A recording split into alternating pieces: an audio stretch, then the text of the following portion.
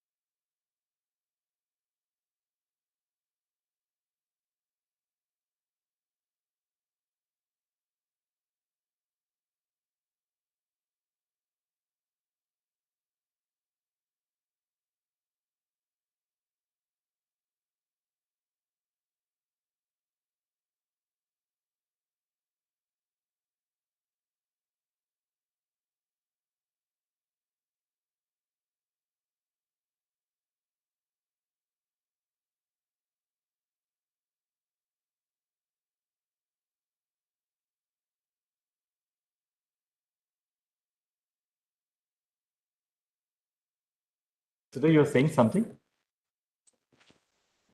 Yes, ma'am. You're saying something, I missed. Yes, ma'am. I'm sorry.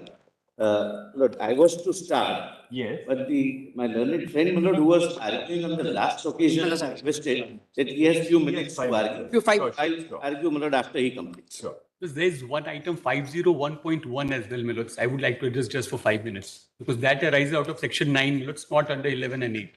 5.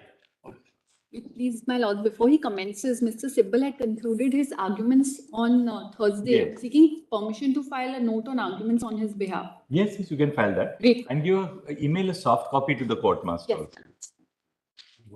Because I had submitted a note. You're in IA 58168. My lords. Yes, Mr. Mongi. Because I've tried to deal the questions that have fallen for my lords in the last 2 dates. The first question that fell for my lords is how do you infer conduct under section 7? Where is the rule for conduct? My lords, in my humble submission is, my lords, that the provision of section 7 is pari materia to the New York Convention, Article 2.2. And generally, there's a handbook of judges, which International Council for Commercial Arbitration's guide to the interpretation of the New York Convention. You have made some submissions? Have you circulated? I'm just asking. Yes, Lord. I've circulated a note, my lords. What's under what? Written submission. Pallab Mongia. The hard copies also. Yeah. So there's a handbook for judges.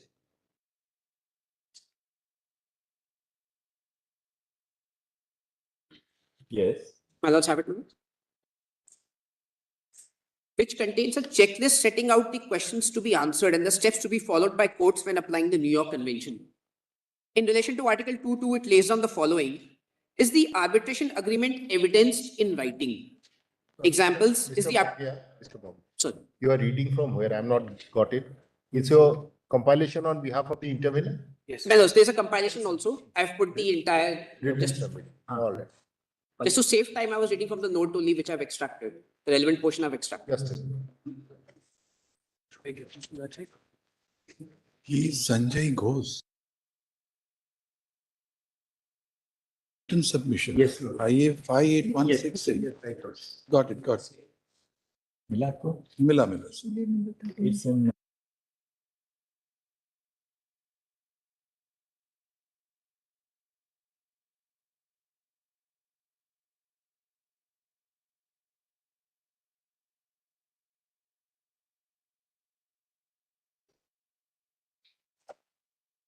Correct. This one. Correct.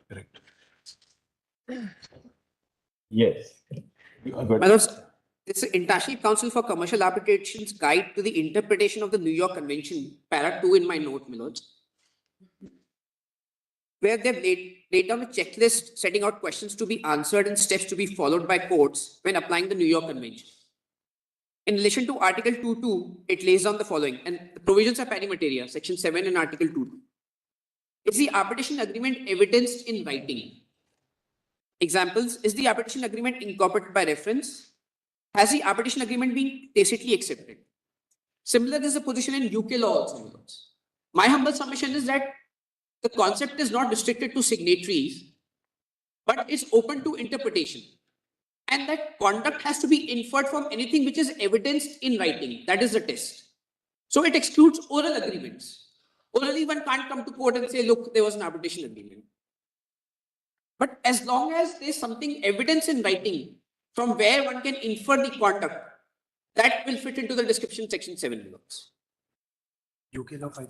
And UK law also, my lords, in section 5, subsection 4, an agreement is evidence in writing. If an agreement made otherwise than in writing is recorded by one of the parties or by a third party with the authority of the parties to the agreement.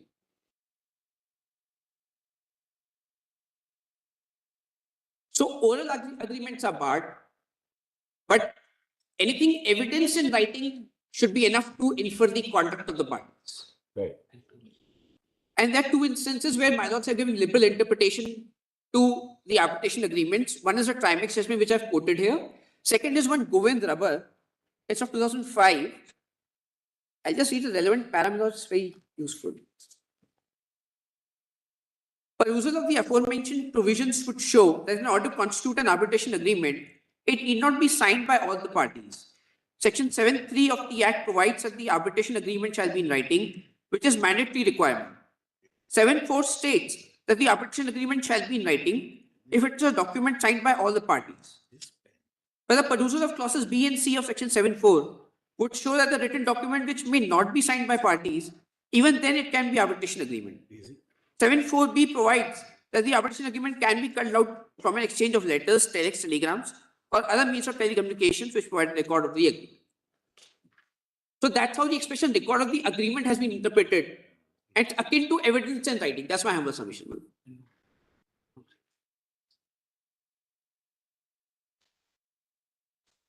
And that's how the concept of implied consent is also borrowed. Para 6 I've reproduced from Gary Bonmilot. The entire chapter is very interesting. I've reproduced the entire chapter in my compilation.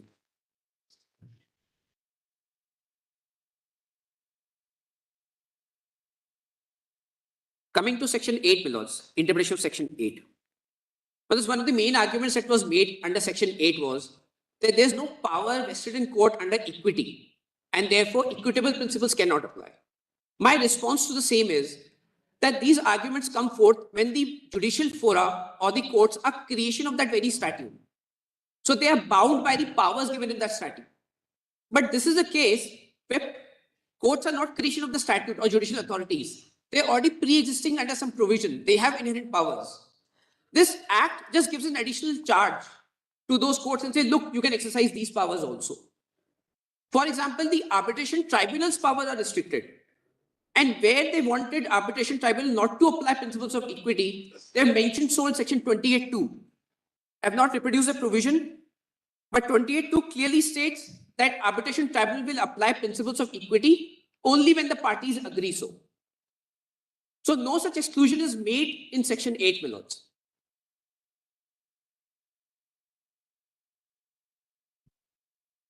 Thus, section 28.2 of the Arbitration Conciliation Act states that unless the parties expressly authorize the tribunal to decide ex equo et bono or as amiable compositor, the tribunal cannot decide on the principles of equity. Alternatively, my lords, my submission is that the application of principles like lifting of the corporate veil or third parties or looking at the intent is not a concept of power. It is a concept of application of legal principle. Okay. For example, the lifting of the corporate veil, it's not a power vested in any particular statute like Companies Act, etc. But courts, while interpreting various statutes, resolving disputes which come before them, they apply the principles of corporate veil. For example, the Constitution Bench judgment of LIC versus escorts. I've reproduced in para 3, B3, my lords, page 4 of my submission.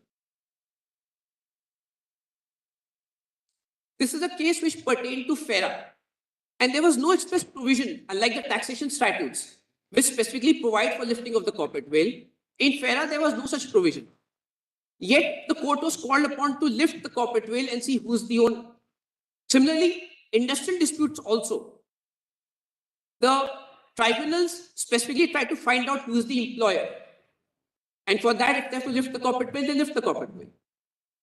If I may just read this para 90 from LIC versus escorts.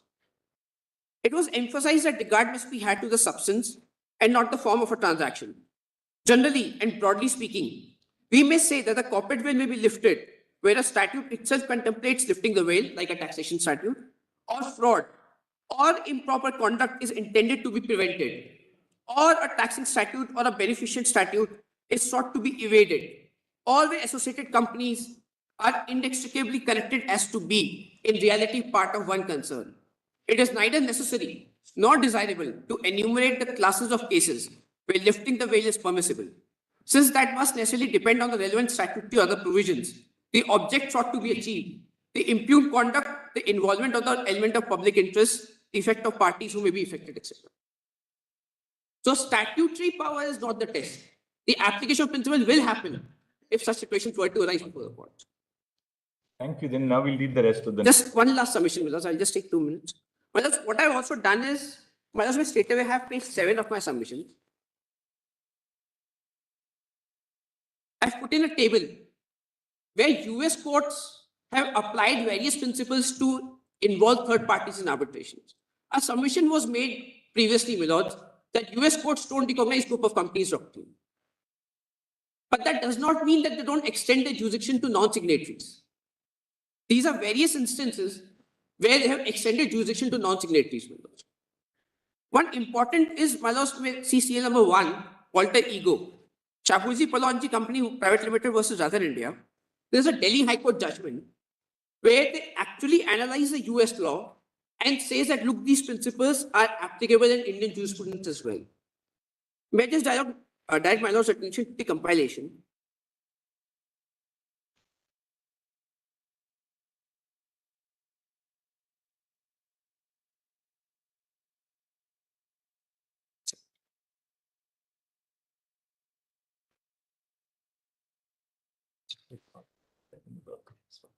Once may have page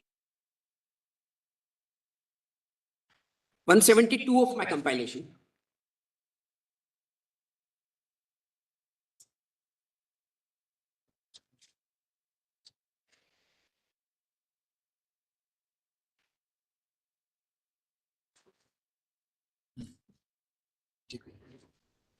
Just may have straight away para 24 and 25 on page 178.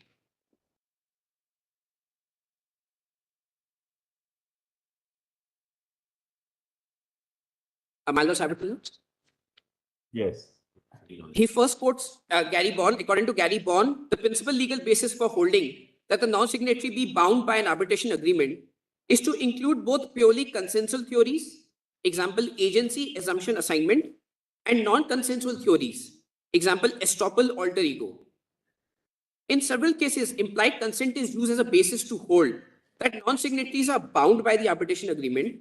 It is well settled that in cases where the signatory is an agent of the principal can be compelled to arbitrate, even though it is not a party to the agreement. This rests on the principle that the arbitration agreement may not have been signed by non-signatories, but was executed on its behalf. This principle is applied essentially in cases where agent-principal relationship is established between the signatory and the non-signatory, and it is established that the signatories had acted under authority of the principal. There are several cases where the courts have found the conduct of the signatory and its principal to be sufficient evidence of the relationship. And then they quote other instances where other principles apply. For example, the quotation para 26, where a party conducts itself as if it were a party to a commercial contract by playing a substantial role in negotiations and or performance of the contract, it must be held to have impliedly consented to be bound by the contract. And then they go on refer to other cases. Gary Bond is referred again, para 29. Para 31, there's an important quotation. The court observed to allow plaintiff to claim the benefit of a contract and simultaneously avoid its burdens would both disregard equity and contravene the purposes underlying enactment of the Arbitration Act. This is where the principle of equitable estoppel comes in. And in the next para 32, a non-signatory may be stopped from avoiding arbitration where it knowingly accepted the benefits of an agreement with an arbitration clause. The benefits must be direct, which is to say flowing directly from an agreement. And then they go on analyzing Dow Chemicals. I'm skipping all of that. I mean, the US Supreme Court judgment is very important, para 37, where again they apply principles of equity estoppel. And then they repeat all the MTNL cases and all. And they conclude that they need not rely upon group of companies doctrine to reach their conclusion. There are other principles which are actually taken out of principles of contract, agency, and corporate law principles and equity to reach the same conclusion. My concluding submission is, my lords, that my lords are deciding the scope of group of companies doctrine, but my lords may consider that non-signatories should not be completely ousted from because of the ruling on group of companies doctrine. There are other tools available in the statute which permit application of addition of non-signatories to that. I'm highly obliged. Thank you, Ms. Mongia. It's 501.1, my lords, arises out of a section 9 petition. That is seal number. What's your I number? Because it's not an IA, it's 501.1. It's an SLP itself, my lords, which has been tagged with this matter. SLP number? It's SLP number 8607 of 2022. That's 501.1, my lords. Yes. But that is arising out of section 9, my lords, whereas the reference squarely is square section 8 and 11. So my lords, that matter, my lords, should be detagged in my humble submission, my lords. Your matter. Yes, my lords, because that is specifically arising only under section 9. My matter. I am the petitioner in the matter. I'm preparing for the petitioner, Mr. Khambata. I appear for one of the respondents. One of the It's a respondents. little late in the day for my learned friend to get up at this stage and say, detag it. He's appearing for respondent 1 and 2. I do. Just that we are on this side of the table because the proposition that we advance is a proposition which is All right. distinct from the proposition. You're on only the other seeking side. leave to make submissions on law before your lordship. Yes, yes. There's going to be no foray into the facts at all. That's All right, we'll. Then, my lords, hear me for 5 minutes on section 9. Because, my lords, section 8 and 11. Let's hear them and then you can. So then I'll wait for me. All right. Yes, thank you. Wait, please, your lordship. Yes, Mr. Solicitor. Lord, I'll just, my lord, since now there is an addition of counsels, my lord, on this side, I'll also have to, my lord, compress the submission so that your lordships may at least, my lord, attempt to conclude on this today.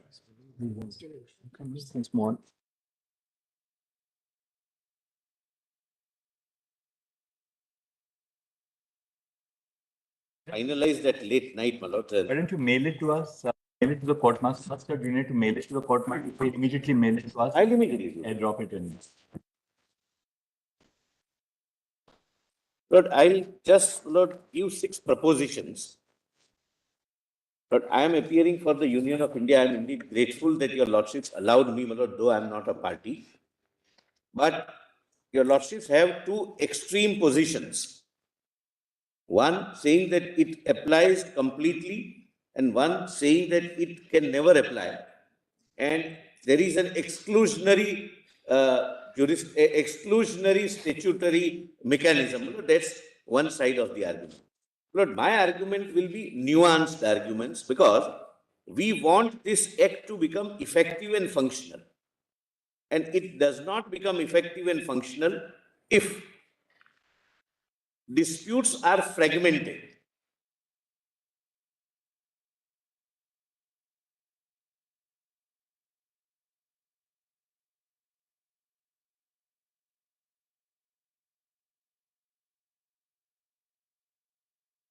Yes.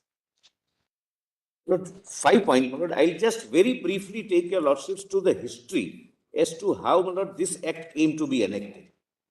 Because, my lord, some arguments are bound to be made. They were made on this side, will be made on that side. That some jurisdictions have accepted, some jurisdictions have not accepted this doctrine.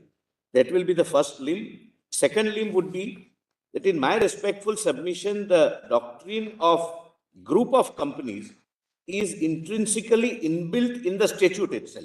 And I'll attempt to show that. There is no exclusion in the statute. There is no exclusion of this doctrine. It is there. Third. Sorry, what was the first point? Look, first was a general history, my lord, Yes. because that would give your lordships, my lord, assistance as to how to interpret, my lord, our statutory mechanism in arbitration. All right. Second would be, my lord, that doctrine, group of companies doctrine is intrinsically inbuilt in the statute itself.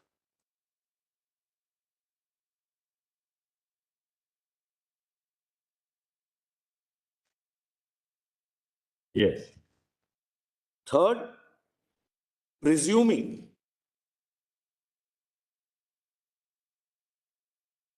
that the act excludes that doctrine or act does not at least include the doctrine. But my submission is going to be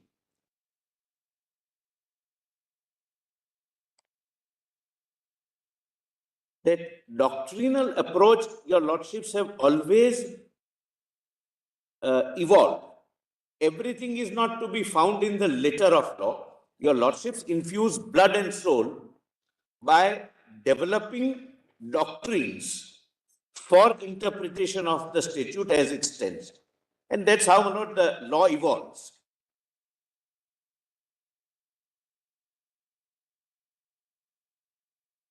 Fourth, my lord, how other jurisdictions have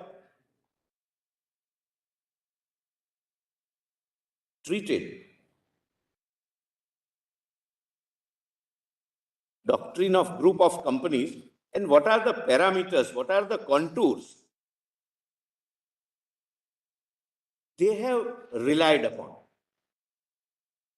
But ultimately, my lord, ultimately the bottom line of all these jurisdictions would be that your lordships may perhaps be able to lay down illustrative cases if your lordships accept the doctrine, but eventually it will be a case-specific determination if the doctrine is to be applied in our act.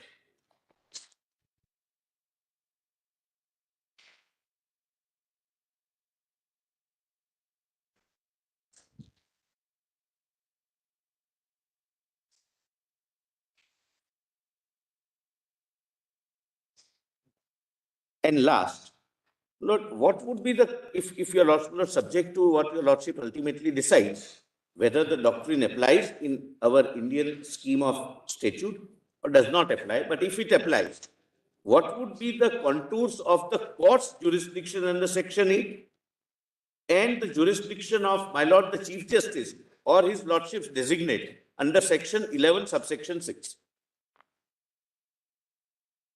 To what extent, my lord, the examination would be required at that stage?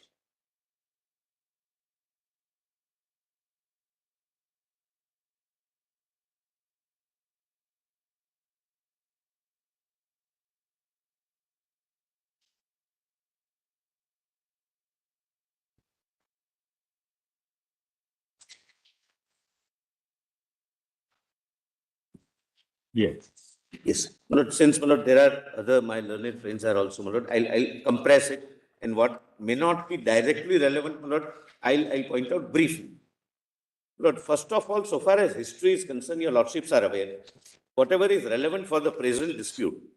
Lord, this alternative dispute mechanism concept started in 1923 with Vienna Convention. Geneva Convention, I'm sorry, Geneva Convention, 23 and 27. But it was too broad-based mechanism, and in fact, it was not a mechanism at all, which led to eventually New York Convention.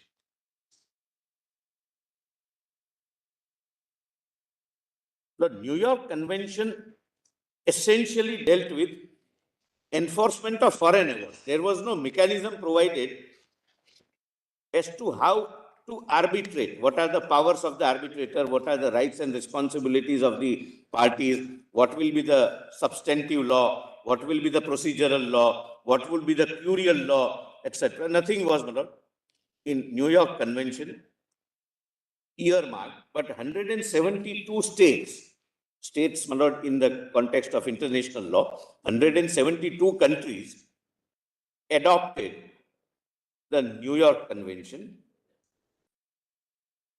Lord, that a global need was found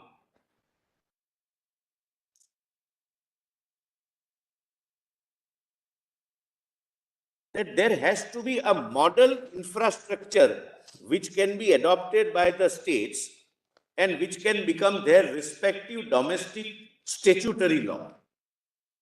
And there comes, my lord, UNICITRAL model law. United Nations, my lord, prepared a model law in 1985, amended in 2006.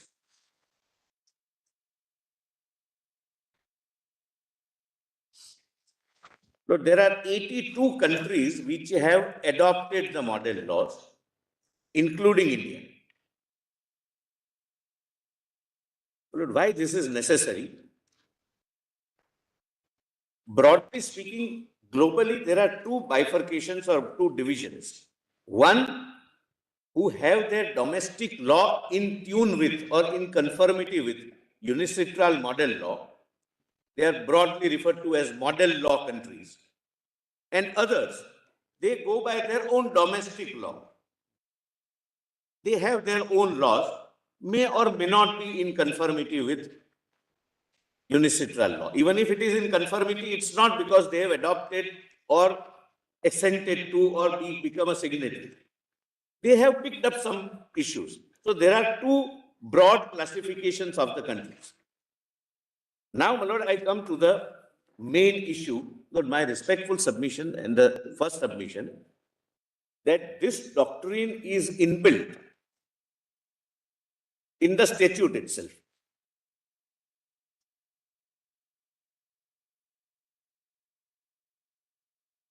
And there is no exclusion, my lord, as argued. My lord, if I am right in reading the provision the way I read, then, my lord, we need not find anywhere else any provision for exclusion or inclusion. It is included, impliedly, intrinsically. Lord, kindly, therefore, on this point, come to page 2. I have quoted, my lord, some of the provisions to, my lord, make myself, my lord, more clear. As pointed out above, the Act uses certain terms, expressions, and phrases very broadly so as to not reflect the scope of alternative dispute redressal mechanism in minimum category of cases only.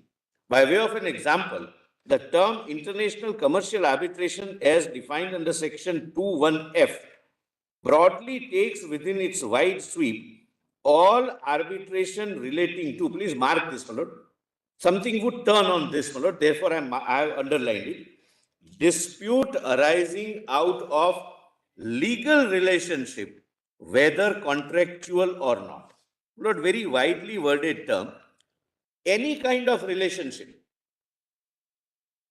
if it gives rise to or give birth to a legal relationship, and irrespective whether it is contractually incorporated or not, it would become a subject matter of international commercial arbitration.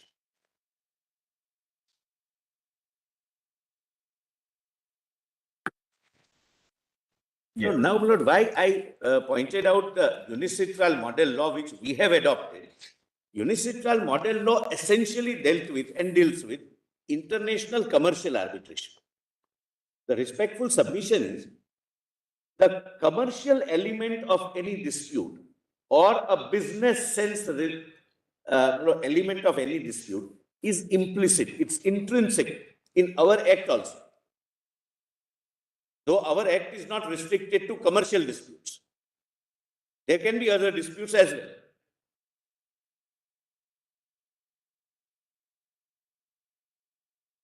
Now, please come to para 6. Coming to domestic arbitration, also it is clear that the group of company doctrine has remained inbuilt in the scheme of the Act before and after Law Commission's report number 246 and the amendment made in the year 2015 based thereon. Firstly, the term arbitration agreement is consciously not defined either under Section 2 or elsewhere so as to include only an agreement in conventional sense of the term as used in Indian Contract Act or elsewhere. the legislature has very consciously avoided a restrictive definition which gives a conventional meaning to the term agreement, that is, a document executed by the parties at the foot of which the parties would put their signatures. Lord, nothing prevented the legislature from saying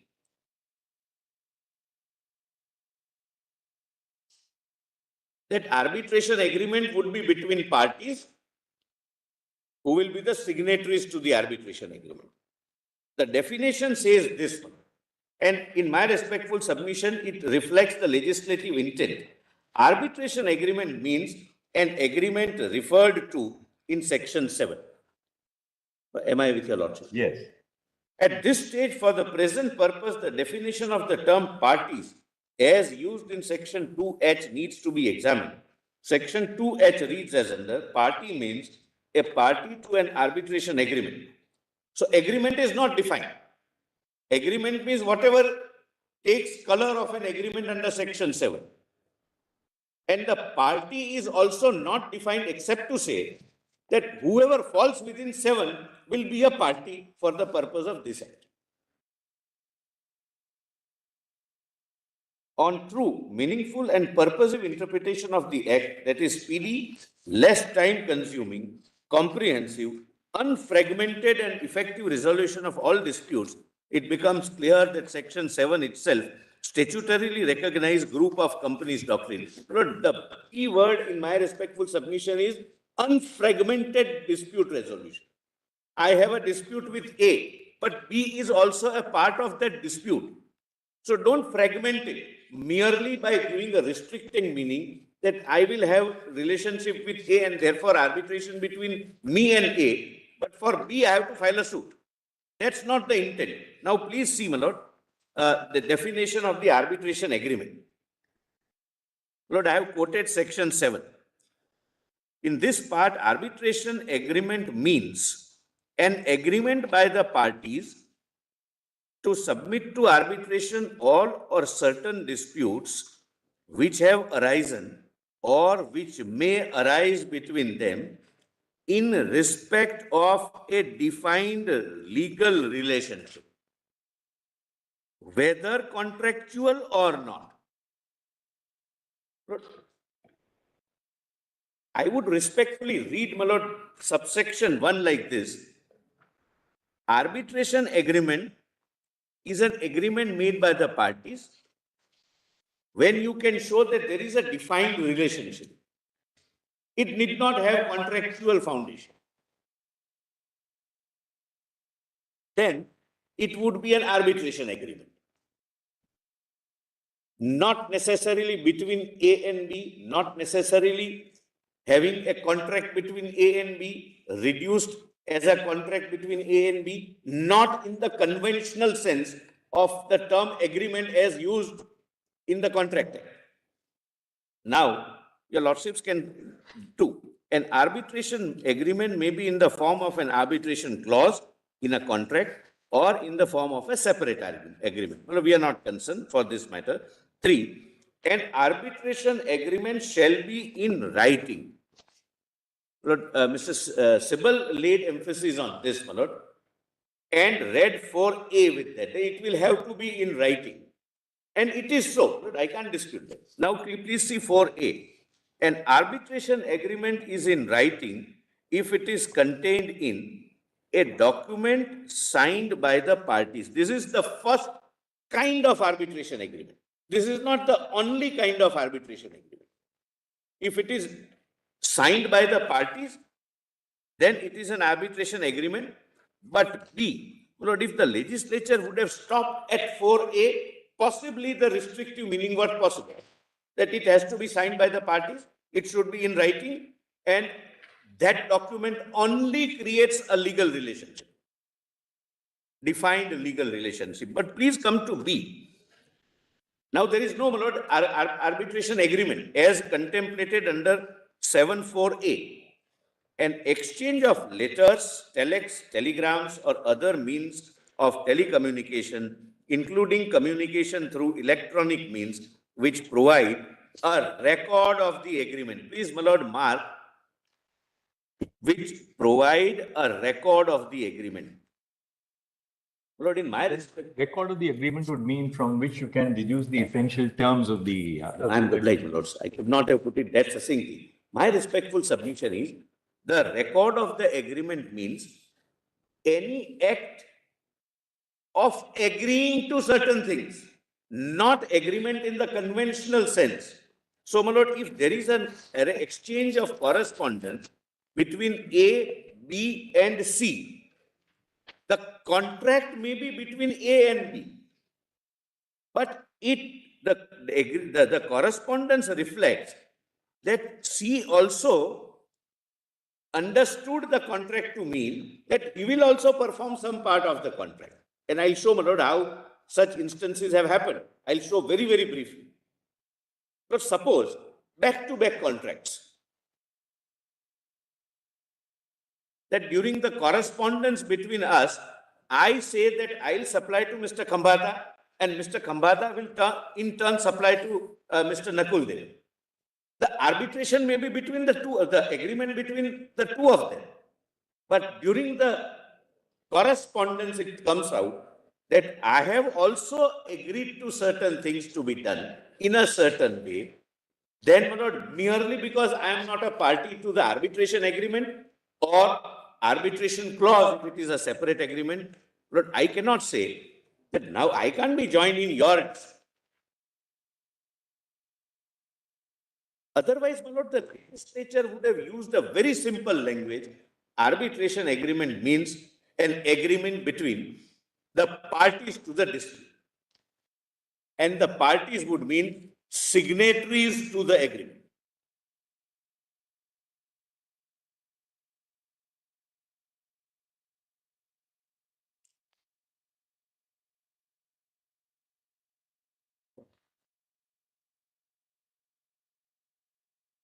Yes. So, my lord, my respectful submission is the term parties are not used in the same sense as we understand signatories. You can be a party without being a signatory to an arbitration agreement or a substantive agreement which contains an arbitration clause. Now, my lord, kindly see page 4, para, at the foot, para 11. The concept of business prudence ingrained in section 2(1)(f) for international commercial arbitration is again inbuilt and ingrained in section 7. Section 7 neither restricts the term agreement to be one conventional document nor restricts it either document-wise or party-wise. It uses a broad expression defined relationship, whether contractual or not. This is clearly suggestive of the legislative intent that any kind of legal relationship, even if it is not contractual, that is, there is no contract between the entity, my lord. I am not using the word party or signatory. Between the entity whose actions or participation results in a defined relationship can form the subject matter of an arbitration agreement. That's why this wide definition consciously chosen. 12, my lord, I have already pointed out. 13. Section 7(4) mandates an arbitration agreement to be in writing. The conventional agreement which comes to one's mind, that is a written document describing inter se rights and liabilities between the signatories to the document, bearing the signature of such contracting parties in such agreement, is placed in section 7(4)(a) as a separate and distinct category. Now, next, the said agreement contemplated under 7(4)(a) is, however, not restrictive, but will be guided by 7(1). So, my lord, there can be, my lord, kindly pause here for a minute. There can be an agreement which is under 4(a), document signed by the parties. I'm sorry, 7(4)(a), which is a document signed by the parties, but it will have to be examined under 7(1), because it can be an agreement where it clearly comes out a defined relationship which may not be contractual under this agreement. Lord, I hope, my lord, I am able to make myself clear. My lord, continuously, my lord, I am saying, my lord, in their contract, Mr. Khambata and Mr. Devan's contract, they continuously refer that the goods will be supplied by Mr. Mehta. I am not, my lord, a document signed by the parties. I am not a signatory to that document. But from the document, it emerges that there is a defined legal relationship emerging from that document. Like, for example, there are certain obligations incorporated by reference. They can say, Mr. Khambata can say that I'll supply goods to Mr. Devan, but we have a separate agreement dated so-and-so, registered at so-and-so with Mr. Mehta, and he has agreed thereby that he would supply the similar goods to me, which I will supply to him. So I may not have bargained for a contractual relationship between you and Mr. Diwan, in your example. Yes. Unless there is a tacit acceptance by you of the obligation which Mr. Khambata has assumed to supply goods to Mr. Diwan, you would not be liable. No, merely because, say, suppose, for instance, you are the foreign collaborator of Mr. Khambata's client. All right, that you are the person who has prepared the software, or you have prepared the service agreement, the license agreement. You are the real originator of it all. Unless there is something to indicate that, look, you have assumed the obligation, or that you stand behind the obligation which Mr. Khambata has assumed to. I vowed. Yeah. That is why I emphasize it must emerge a defined legal relationship with respect to the dispute. I'll just give an example, simpler example. Look, Tata Steel is a Tata group of companies. Yes. Tata Motors is a Tata group of companies. Suppose Tata Motors enters into an agreement with me for buying certain products, tires, machinery, etc., etc. And there is a dispute between the two of us. I can't involve Tata Steel saying that it's a group of companies. If he is unable to pay, you pay. But if there is a defined legal relationship with third person, and that is how the courts have construed, defined legal relationships are presumed under various doctrines which your lordships have evolved in other jurisdictions also. Back-to-back contract is one such thing. It would be a fact-specific determination. Right. There would not be any straight-jacket answer. But the point I am respectfully urging for your lordship's consideration is there is no exclusion. In fact, Section 7 incorporates group of company doctrines by not restricting it to mere parties to the agreement, except in 4.1a, 7.4a, but it restricts even correspondence. There can be a correspondence that, all right, we supply, they supply, etc., etc. Lord, now kindly come to page 10.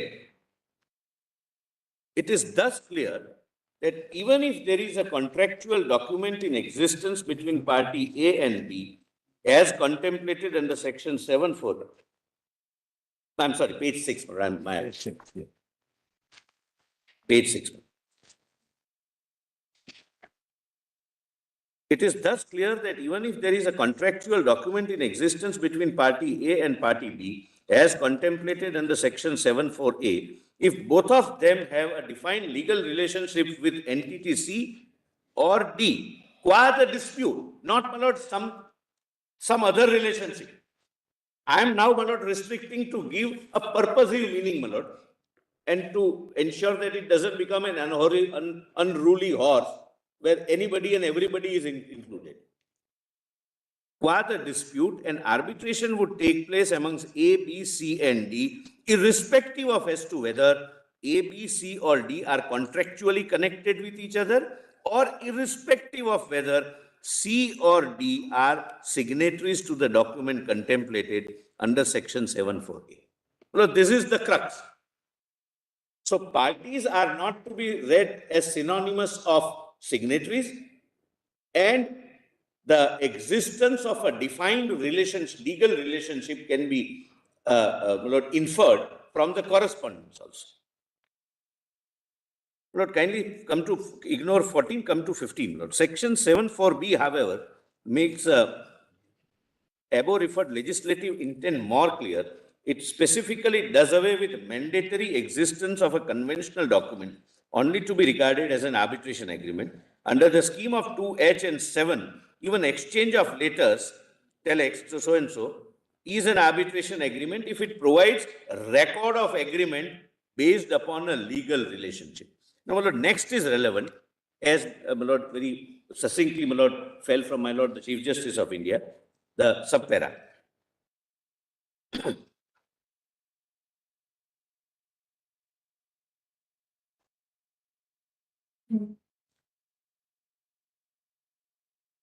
Yes. Subpara. In other words, the term agreement, except as used in section 74A, that is document signed by the parties, is used not in the conventional sense of a document of agreement with signatories, but as an act of agreement. This is, my lord, the heart and soul of section 7. Whether contractual, not contractual, if it gives rise to a defined legal relationship and there is a reflection of some act by even non-signatory agreeing to something by each and every mode, whether contractual or not, and may be between more parties if all of them constitute a legal relationship in a transaction. This is how, my lord, the letter of section 7 will be infused with spirit and blood by your lordships by interpretation. No, Mr. Mehta, My lords. see, the contract, the correspondence between A and B, and what they decide is, it is the C who will supply. But C is not a signatory, the example that you have taken. Now, unless there is a conduct in furtherance of the contract between A and B by C, you can't rope in C. There has to be a conduct. Your lordships are right. And the conduct is in furtherance of the contract between A and B, although C is not a signatory. So therefore, just the correspondence between A and B will not drag in C under the group of... I bow down. Your lordships are right. My lord, the example which I would wish to give to buttress my argument would be this. What is essential is something should emerge to be a defined legal relationship. Number one. Number two, it need not be a document signed by two parties as an agreement. It can be exchange of letters.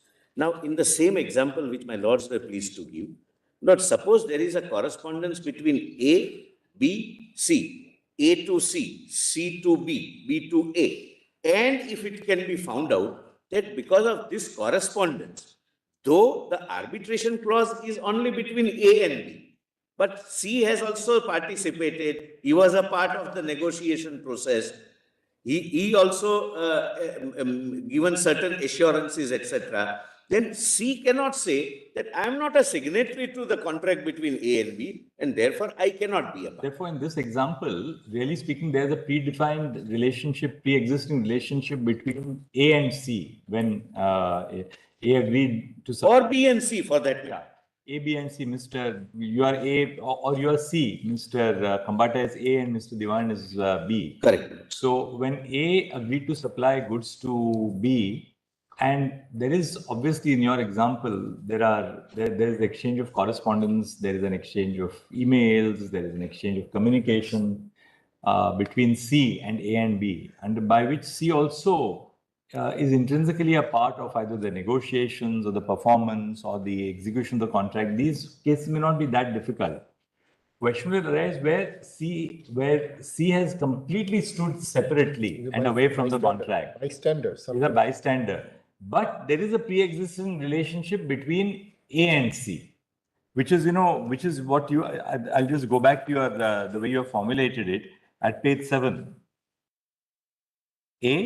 An agreement, arbitration agreement as understood under the Act is not a conventional agreement only. Fair enough.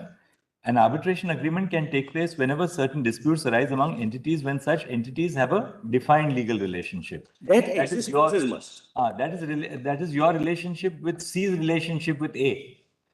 Then C. No, with the dispute. With the dispute. No, exist not with the parties. Existence of a defined legal relationship with the dispute. With the dispute. Qua the contract, I would say, qua the contract. we'll add in B then, have a defined legal relationship with the dispute or the contract. Or contract. I may not be a signatory to the contract, but I have from the exchange of correspondence by some action. For example, my lord. So long as we say quay the contract, I think then it becomes a little more structured. Yes. Once we add quay the contract. Correct. My lord, for example, there is a tender floated by Mr. Diwan, and my learned friend Mr. Khambata is participating, where there is a requirement that some company having more than 500 crores turnover will stand as a guarantor so that he can supply the goods to him. I am that company. I stand as a guarantor, and there is an exchange of correspondence. Then it will be, my lord, a fact-specific determination. But I cannot say that because I am not a signatory to your contract, I am out of it. If there is a defined legal relationship emerging from our actions, because therefore the legislature says contractual or not, there can be a defined relationship without entering into a formal contract. So how does this relationship come in? By your agreeing to be the guarantor in the contract between A and B. So therefore you have entered into, or you have acted in a manner which has furthered the contract. So you can't be saying that I am a bystander there. In that. Therefore, you can't be saying in that case that, look, I'm not a formal party to the arbitration agreement, which was a contract between A and B, which contains the arbitration agreement. For example, ultimately, Mr. Mehta, therefore, it boils down to how you will interpret that particular fact situation. Exactly. It will really, it should not be laying down fact-specific determination. It should not be laying down extremely rigid or tightly controlled. Cannot be and should not be. That's my respectful support. So then it will be very dangerous. Yes. Well, that cannot be, and that's what I have said, that it will have to be a fact-specific determination. Suppose a Chinese company has a local Indian company as its subsidiary and is entering into contract with local Indian other companies or other individuals, and the Chinese company agree that yes, we are behind it, we are a financially sound company, you can enter into this relationship, and there is an exchange of correspondence, which gives rise to a defined legal relationship. Its relationship is not that of a mortgage, that of a guarantor. The legislature doesn't use a particular kind of defined legal relationship. Any defined legal relationship, whether contractual or not. Contractual or not. So that's my respectful submission. Lord, para 18, Lord, your lordships need not read, I'll just orally point out. Your lordships were shown that what would be examples of non-contractual legal relationships? Well, non-contractual, I have given, my lord, some of the examples. There are several theories, my lord, which have emerged in other jurisdictions. My lord, for example, back-to-back contracts. My lord, they have a contract. They have to have a contract. I am not a signatory. I am not bound by any defined legal relationship. But I have a back-to-back contract with him. And the facts suggest that I'll supply to him, which he will in turn supply to. So technically, there is no contractual relationship so far as I am concerned.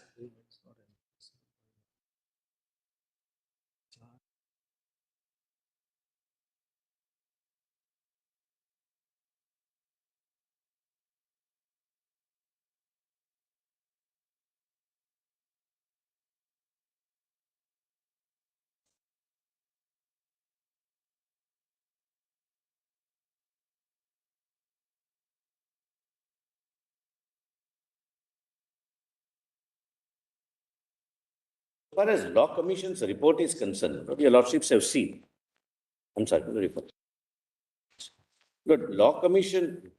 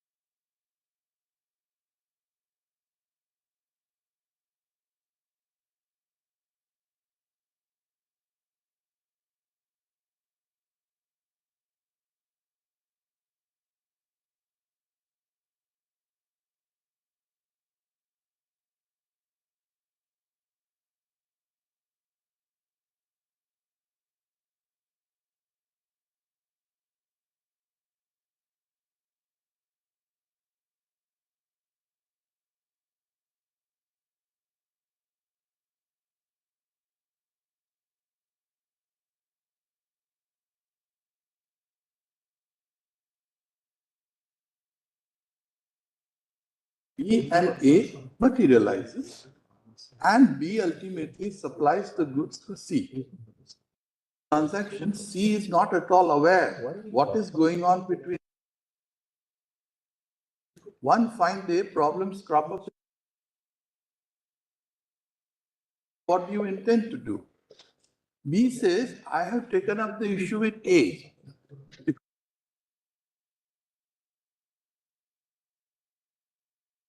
I have nothing, how am I concerned? Can C drag A into the arbitration? Cannot. And the reason is simple.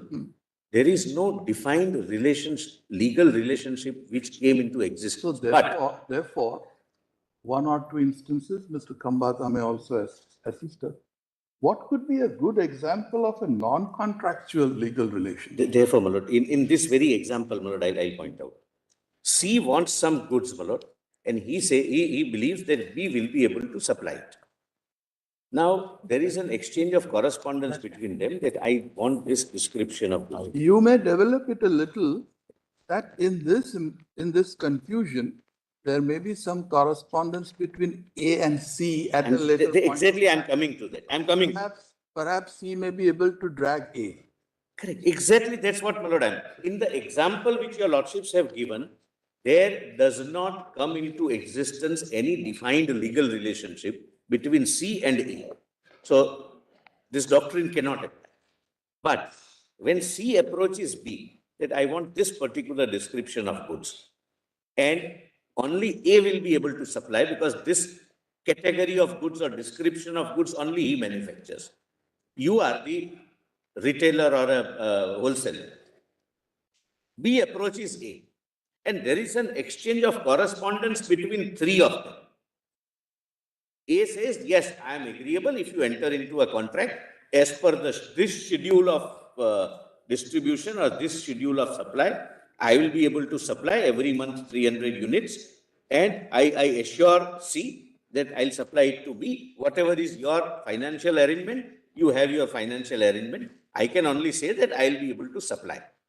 Now, a defined legal relationship comes into existence. He is not just a bystander, as my Lord Justice Roy, my Lord, very rightly, my Lord, points the word. He is a party to the negotiation. The very fulcrum of the contract is based on his agreement. He is not a signatory in the contract between B and C. But if a dispute arises because of his failure of supply, then he can't run away from the responsibility only on the ground that he is not a signatory to B and C. That's, my lord, the contours of the document. So again, a fact situation.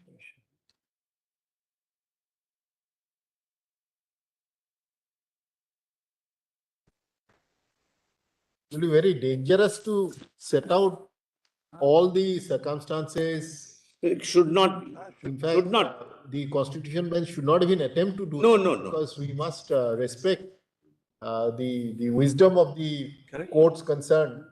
Fact situation might differ. Particularly in commercial matters, you must leave a certain degree of flexibility for courts to, there are two or three things, my lord, why in my modulate their decisions based on the situation, unless there's something really positively erroneous in the doctrine.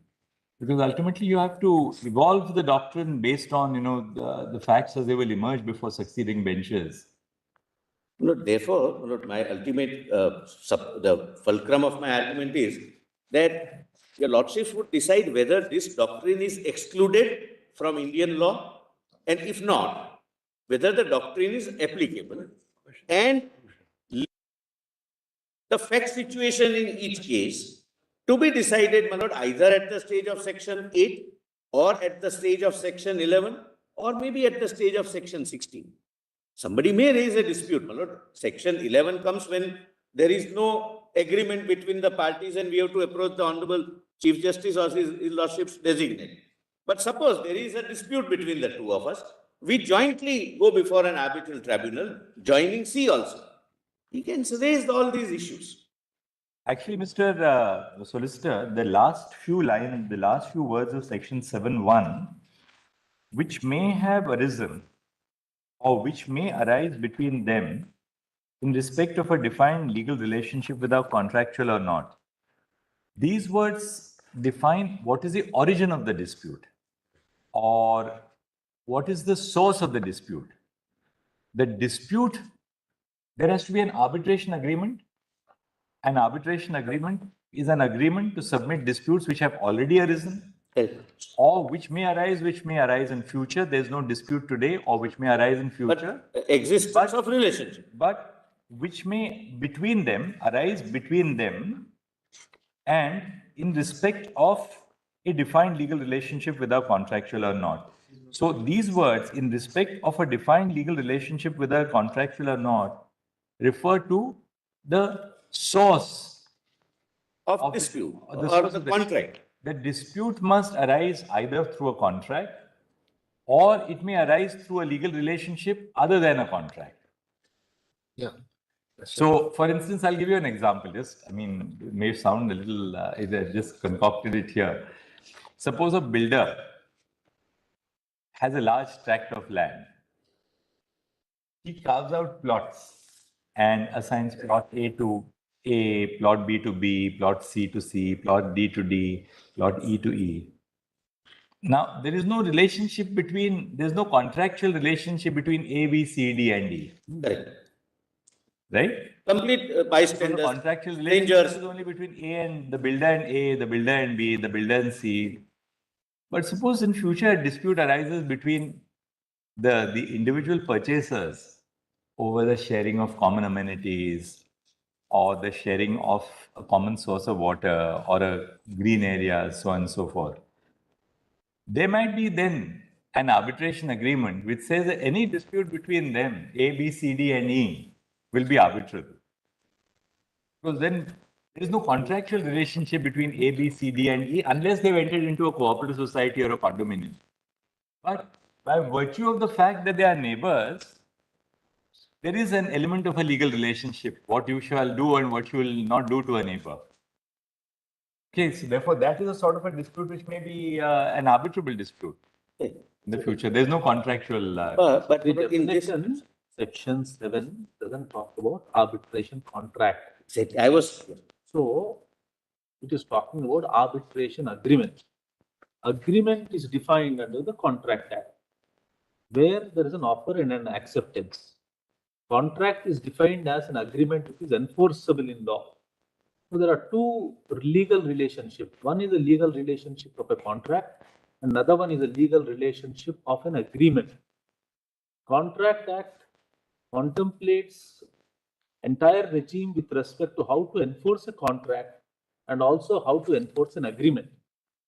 So far as agreements are concerned, 68 onwards talk about certain relationships resembling those created by contracts.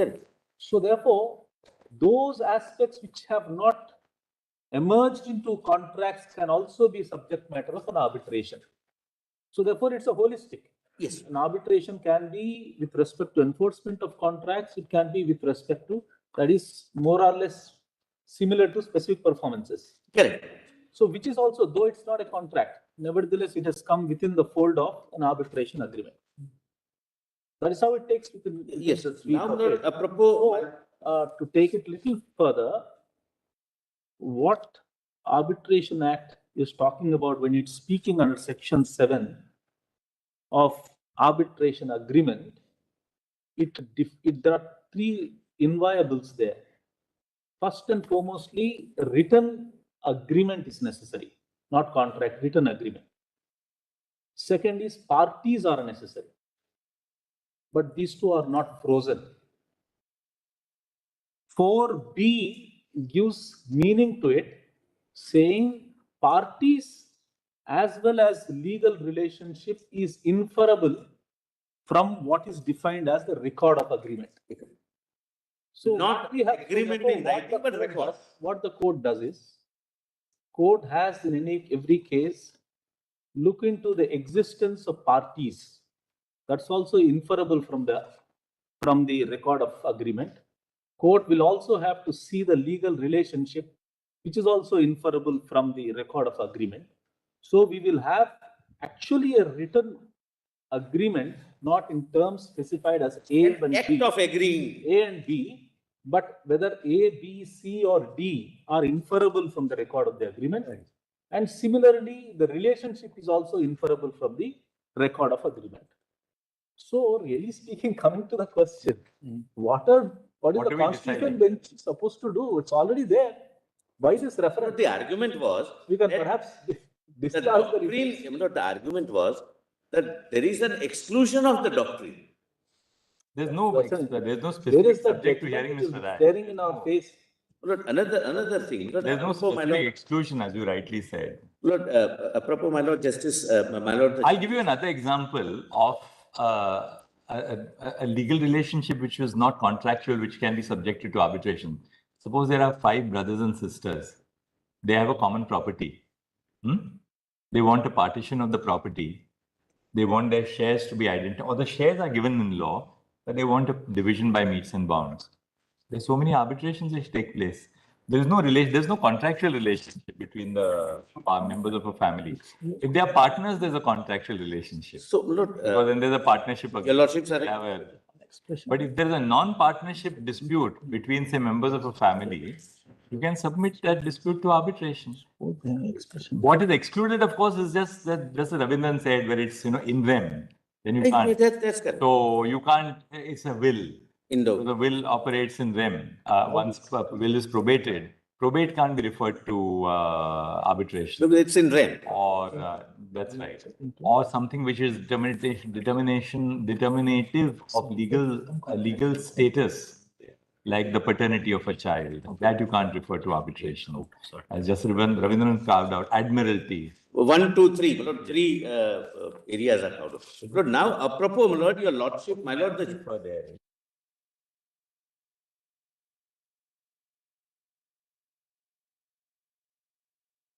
Therefore, when you agree to an arbitration, the dispute may not emanate from a contract at all. It may emanate entirely from an area other than a contract. That's right. Look, kindly, my Lord, taste your Lordship's example, my Lord, again for 7-1. Again for 7-1, my Lord. Kindly, I'm sorry. My Lord, Justice Narasimha. Nothing, sorry. No, I'll do that.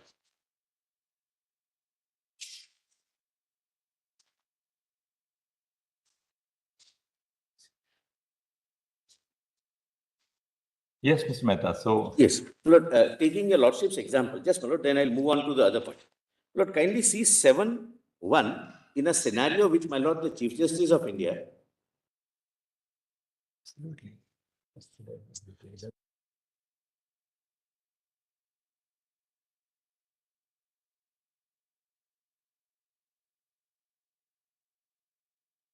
Matter of fact, discovery, chair, and etc. Your Lordships have examined the fact-specific situations. In fact, it never required a reference. I'll assist your Lordship. Kindly come to 7-1 again, Lord, in the context of your Lordship's Lord, illustration that a builder having a separate agreement contract with A, separate with B, separate with C, and some dispute between A, B, C, D. Now, please see, it is in this part, arbitration agreement means an agreement by the parties. So, builder can't be roped in unless there is something to suggest that he also has acquired certain responsibilities. Way that dispute. And it should be resulting into some kind of a defined legal relationship, which may be contractual, which may not be contractual, which may be, my Lord, arising in case of, my Lord, illustration like this nature, my Lord, easement. Whatever, my Lord, I'm not giving examples. My Lord, now I'll move forward. My Lord, there was a reference that there is a Law Commission's report. Lord, 246th Law Commission report. I'll finish it in 5 minutes, this Law Commission report one. Lord, there was a suggestion. There were 2 suggestions. Lord, page 7. A. The Law Commission merely recommended amendment to section 21H, that is parties, and not to section 7 of the Act. In other words, even the Law Commission did not find that without amending both section 21H and 7, group of companies doctrine cannot be statutorily recognized. They never said that you amend section 7. B. The said definition was not required to be mandated as the suggested definition If read, my lord, your lordships can skip, my lord, I have reproduced and possibly somebody has read, my lord, 61 to 64 of Law Commission's report before your lordship. But see, when section 7 provides for a permissible dispute resolution, even amongst the third party, even if they are not contractually bound with each other, mere enlarging the scope of the term party to add person claiming through or under such party, that was the amendment suggested, may perhaps restrict the wider meaning of section 7. And therefore, my lord, maybe that is not accepted. Lord, I hope, Lord, I am able to make myself clear. Section 7 is very widely worded so as to include every kind of legal relationship if there is an agreement shown to exist, whether agreement is contractual, not contractual, irrespective of that. Now, if the definition of section 21H is amended, it would restrict that either person claiming through him. So possibly that can be the reason it was not, my lord, amended. The officer of the law ministry is here, my lord, with the record. I don't want your lordship to see, but if your lordship wishes, I can place it, my lord, and your lordships can see them. I can show it to others. Is there anything specific in that? Lord, the only thing is, my lord, that there is a table. The Law Commission suggested several amendments. Left-hand side column mentions the suggested amendment. Right-hand side column mentions the response of the law ministry. On 21H, they say, should be accepted. But thereafter, it never materialized when a bill was prepared, which became an act in 2015, the Amendment Act. So that is... So it was accepted in the law ministry, but it didn't materialize, and there is nothing on record we have checked up to show why that happened, whether inadvertence, a conscious decision. Drawn up in the post.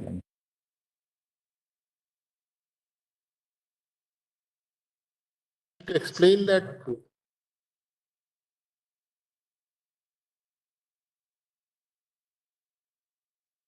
restrictive meaning was avoided. Yes. They wanted to keep the expression enough to take into account all kind of possibility scenarios. As contemplated under 7.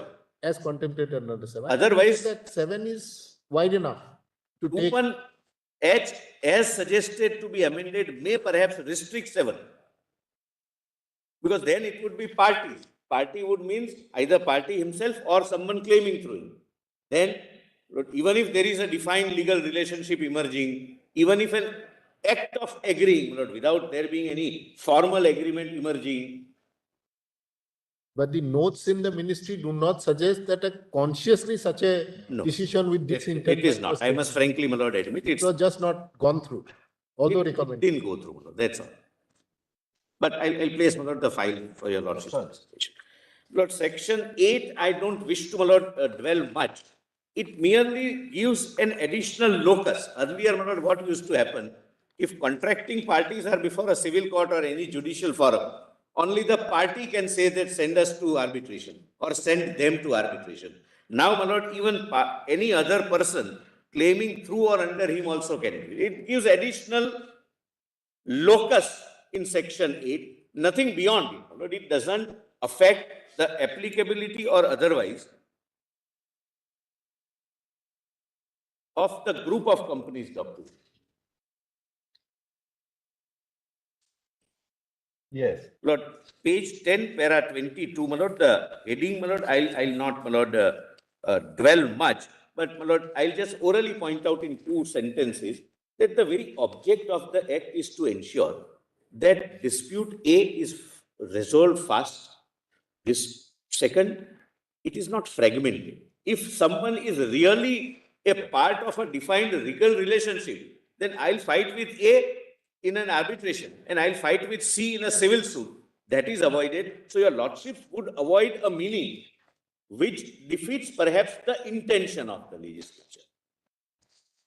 Lord, now page 11. Lord, your lordships may not again read it. I'll just orally point out what my submission is. May I read, my lord? Or yes. Page 11. 11, para 28. Lord, the submission is that every jurisprudential doctrine may not have its foundation or basis in a statute,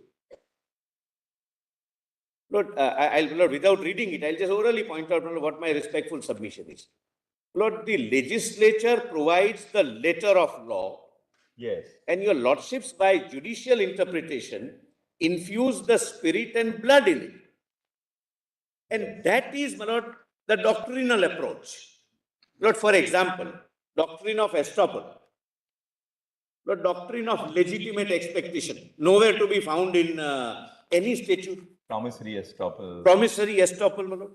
There are, my lord, the doctrine of piercing corporate veil. It's not part of any statute. Doctrine of proportionality. It's not a part of any statute that it has the punishment or act should be proportionate to what is being dealt with. Then doctrine of causes omissus. So, my lord, jurisprudence evolves once the letter of the law is interpreted by your lordships and your lordships infuses blood and soul in that letter of law provided.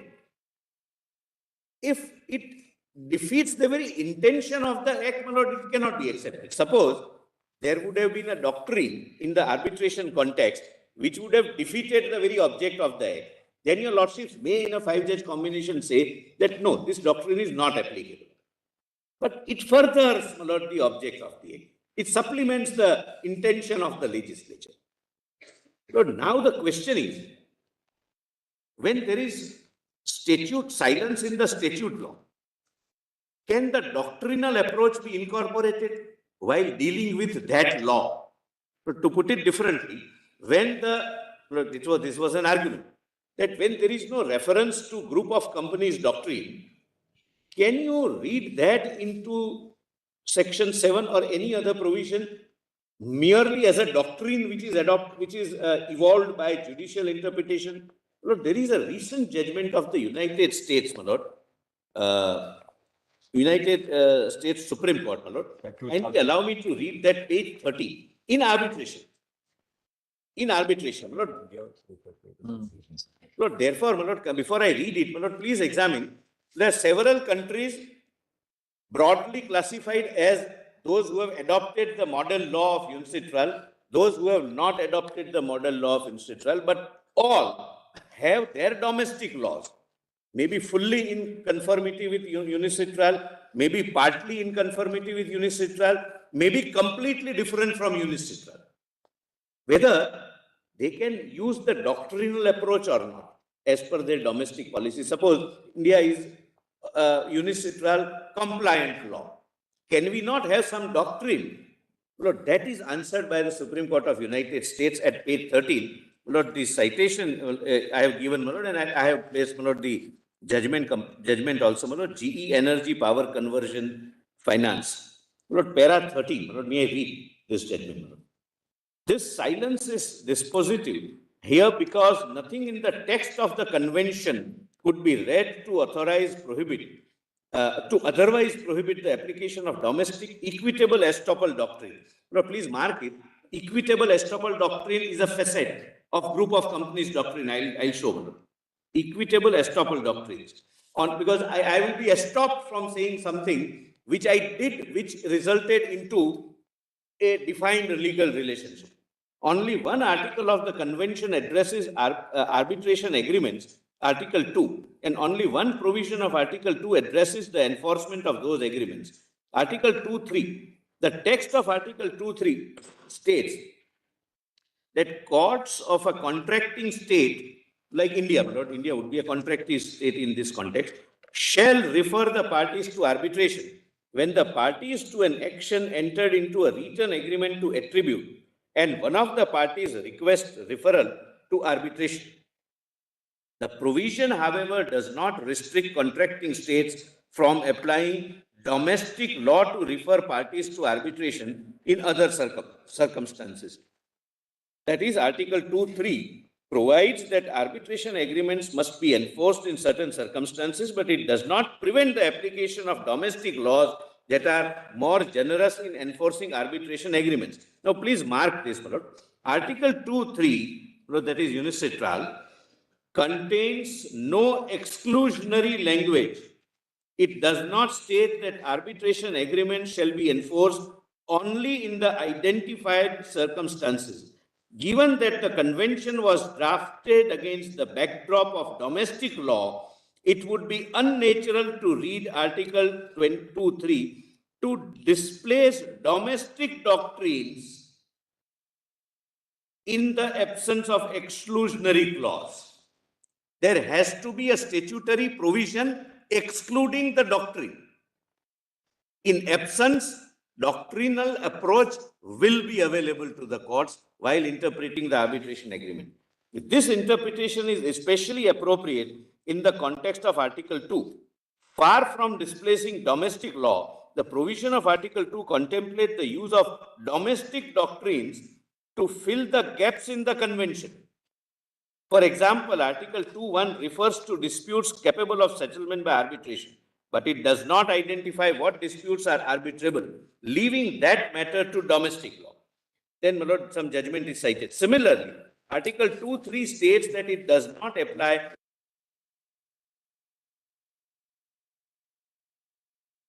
fails to define those terms. Again, the convention requires courts to rely on domestic law to fill the gaps. It does not set out a comprehensive regime that displaces domestic law.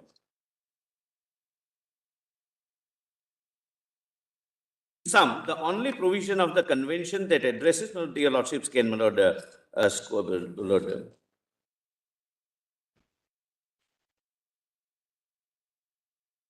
14. In sum, the only provision of the convention that addresses the enforcement of arbitration agreement is Article 2(3). We do not read the non-exclusive language of that provision to set a ceiling that tacitly precludes the use of domestic law to enforce arbitration agreement. Now here one can read, my lord, doctrine. There is no exclusion by the statute. Statute could have excluded. Statute could have excluded, subject to, Lord, meeting with your lordship's test if challenged. Lord, New York Convention, my lord, I have addressed your lordships, my lord, I will not take your lordships to, my lord, that. Kindly come to page 17 directly, my lords. Some of the parameters which are considered, my lord, we have examined for your lordship's assistance, and my lord, it would be your lordship's pleasure, my lord, whether I go into this in detail or not. I may not go to, if your lordship, my lord, feel that it might unnecessarily consume time, but the exercise is this. What are the parameters considered by other jurisdictions of the world to incorporate, to accept the group of the company doctrine? It's not just a group of the company, that somebody is a company and is group company of somebody else. That's not the only thing. Lord, please come to, my lord, page 19. Representation, agency and apparent authority. Often theories of agency and these are illustrative. These are not exhaustive. It would depend upon the fact-specific situation. Often theories of agency and representation are relied upon to bring an arbitration claim against a party who is not signatory or a part of an arbitration clause. Though the exact meaning of the agency and representation is different in each jurisdiction, the fundamental principle is that one party acting as an agent execute a contract on behalf of other party, which will be the principal. Then irrespective of who the signatories are, both are liable. In this kind of scenario, questions have arisen as to whether the principal authorized the agent with categorical power to enter into and bind the principal in the arbitration clause, or the power so conferred was general authority to enter into a contract which is a substantive contract. But most of the case law is on this, that I authorize my agent to enter into a contract, but my authority can be specific, that all right, you bind me even for arbitration, or my authority may be limited, that bind me in the main substance of the contract. If there is a dispute, two of you settle. That would be fact specific. Variety of situations have arisen under this head. If from the agreement, whether an agreement in conventional sense or an act of agreeing through correspondence or other acts, expressly confers power on the agent to bind the principal, even with regard to the arbitration generally, the doctrine is made applicable and the principal is joined in arbitration proceeding and is bound by its outcome. Now, my lord, some jurisdictions have gone a step further.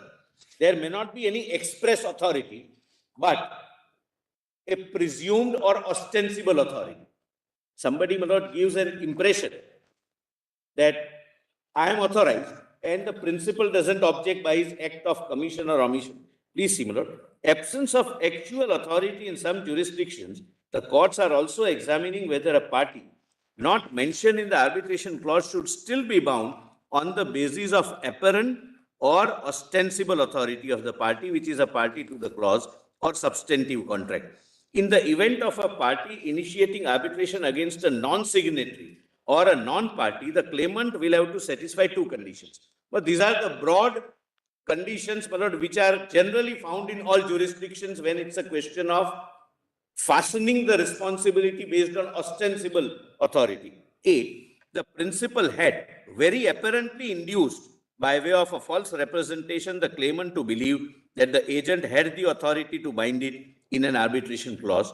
B, such misrepresentation can also be implied based on the existence of undeniable and intricate business and corporate links between an ostensible principal and or the ostensible agency, which can reasonably lead the claimant to believe the existence of such an authority.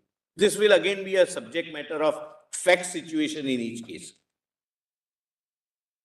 Lord, I can skip, Lord, others. Kindly come to third party beneficiary. Lord, some jurisdictions, my lord, to how far, my lord, this court would accept again would depend upon the fact situation. But if in a contract between A and B, it is explicitly mentioned that it is for the benefit of C, and C has derived some advantage under the contract, he cannot take the plea that he is not a signatory and therefore would not be bound in the arbitration. Then party taking direct benefit. Now, I have given some judgments also. Lord, I don't think, my lord, I should read those judgments, but this is for your lordship's assistance. And we have placed, my lord, the copies of the judgment, my lord, if your lordship considers it at your lordship's, my lord, leisure to read. Then, my lord, incorporation by reference. My lord, I am not reading it. I'll just generally give the overview, my lord. There are judgments, my lord, which I have cited in the footnote. Lord, in some jurisdictions, what happens is a contract is between A and B. C is completely alien to the contract. But the contract refers that for the performance of the contract by A with regard to B, C has, by later dated so-and-so, agreed to do this. C has, by act, supplied something. C has, by his act, purchased something. So, my lord, in fact, situation like this, incorporation of responsibility even by implication or reference made in the agreement with regard to a party who is not a signatory to the argument, that is also, my lord, accepted, and that is also, my lord, an extended group of company doctrine. Then your lordships may come to 24, doctrine of single economic entity. My lord, the case of discovery which my lords decide, where the registered office of the company and the subsidiary was on the same place, the chartered accountant was same, several things were being done together, one was representing other and other was representing one, my lord, respectively, etc. Then, my lord, parameters, my lord, which are, my lord, if your lordships can quickly go through 24 bottom. My lord, these are examples. Basically, my lord, as I say, my lord, these are illustrative lists, cannot be an exhaustive list, my lord. But there are several, my lord, illustrations I have given. Then, my lord, since I am not, my lord, wasting their time, my lord, I am not going into it. Equitable estoppel doctrine, single employer liability, controlled group. Lord, there are several facts which emerges before your lordships.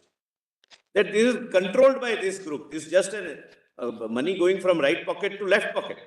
Then also, my lord, it has done. Then economic realities tests. There are some judgments, my lord, on that, where group of company doctrine is applied, joint employer doctrine, etc. Yes. Now, my lord, what would be last, my lord, my submission? What would be the contours? My lord, suppose your lordships were to hold that as a doctrine, group of company doctrine is accepted.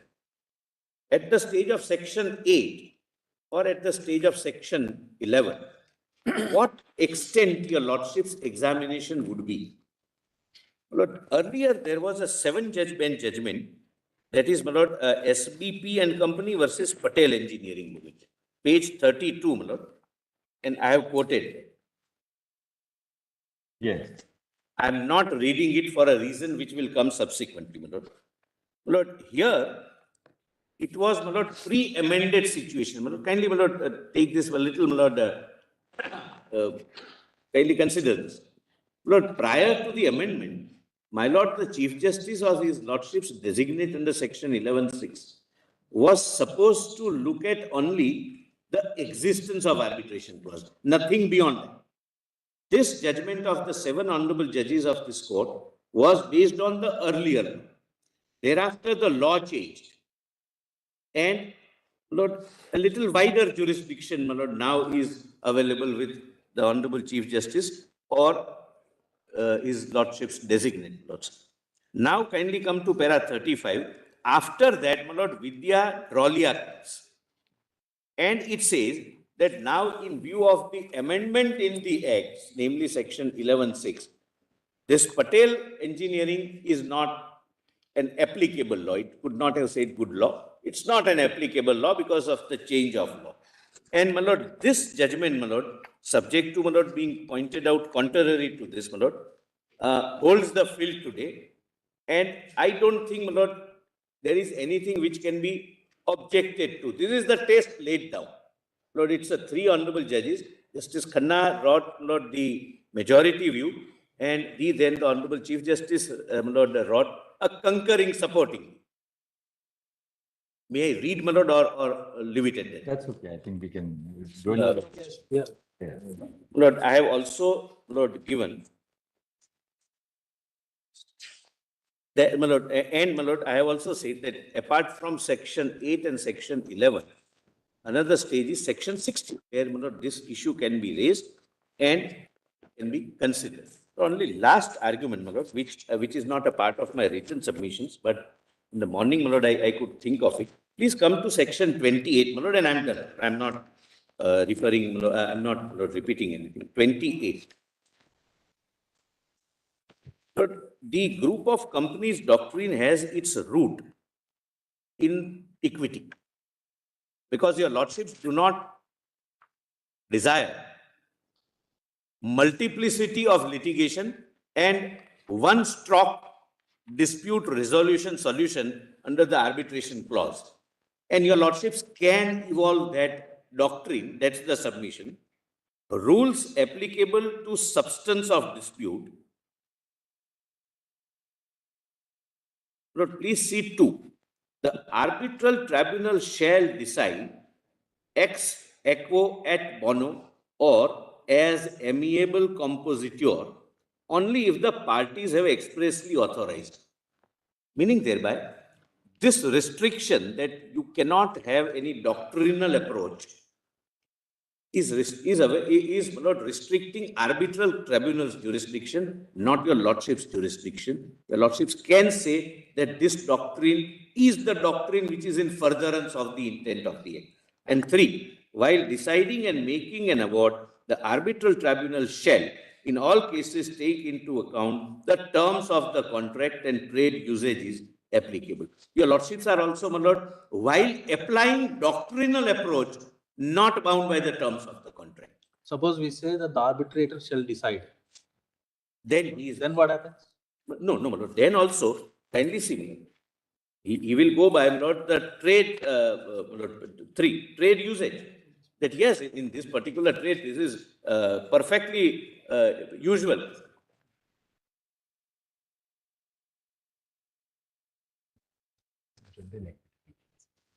Lord, really speaking, the tribunal would decide that issue, not under 28, but under 16. Under 16, whether there is an arbitration, whether we have the jurisdiction on the arbitral tribunal's jurisdiction. Here, the tribunal would be bound by a lordship's doctrine, because that's the judicially evolved doctrine, and not bound by the terms of the contract. Lord, these are my respectful submissions. Thank you, Mr. Solicitor. Lord, I have given, my lord, the judgments and, my lord, some which we found, my lord, to be useful and, Lord, assisting your lordships, which is already filed. I'm not reading it. Your lordships can, my lord, if your lordship feels, just glance through it. It would, my lord, assist the court, my lord, in arriving at it. Thank you, Mr. Solicitor. Lord, immensely grateful, my lord, for the inquiry. Lord, would your lordship, my lord, I'll just place, my lord, that file. Sorry? The file of the law ministry, your lordship. Not necessary, I think. To them and thereafter. Not necessary. Please, your lordship.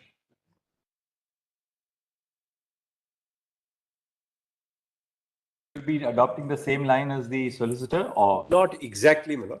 I'll tell my lord broadly the line I'm adopting. Your lordships can pardon my absence for some time, right? Now, Mr. Kambata is going to argue, then Mr. Ritin Rai, right? Yes. That concludes everybody. Mr. Diwan is, I think, also there.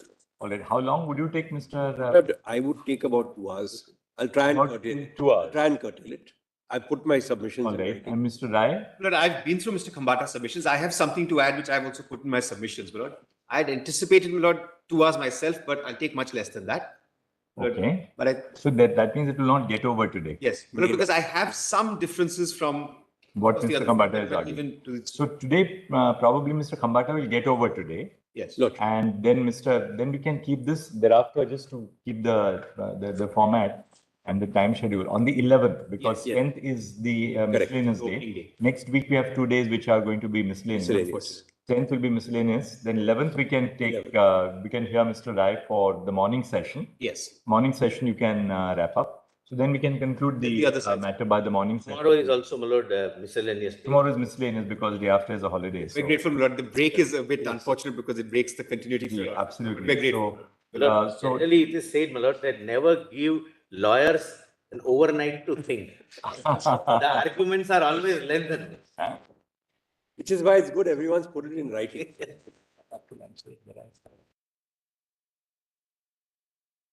Kambata,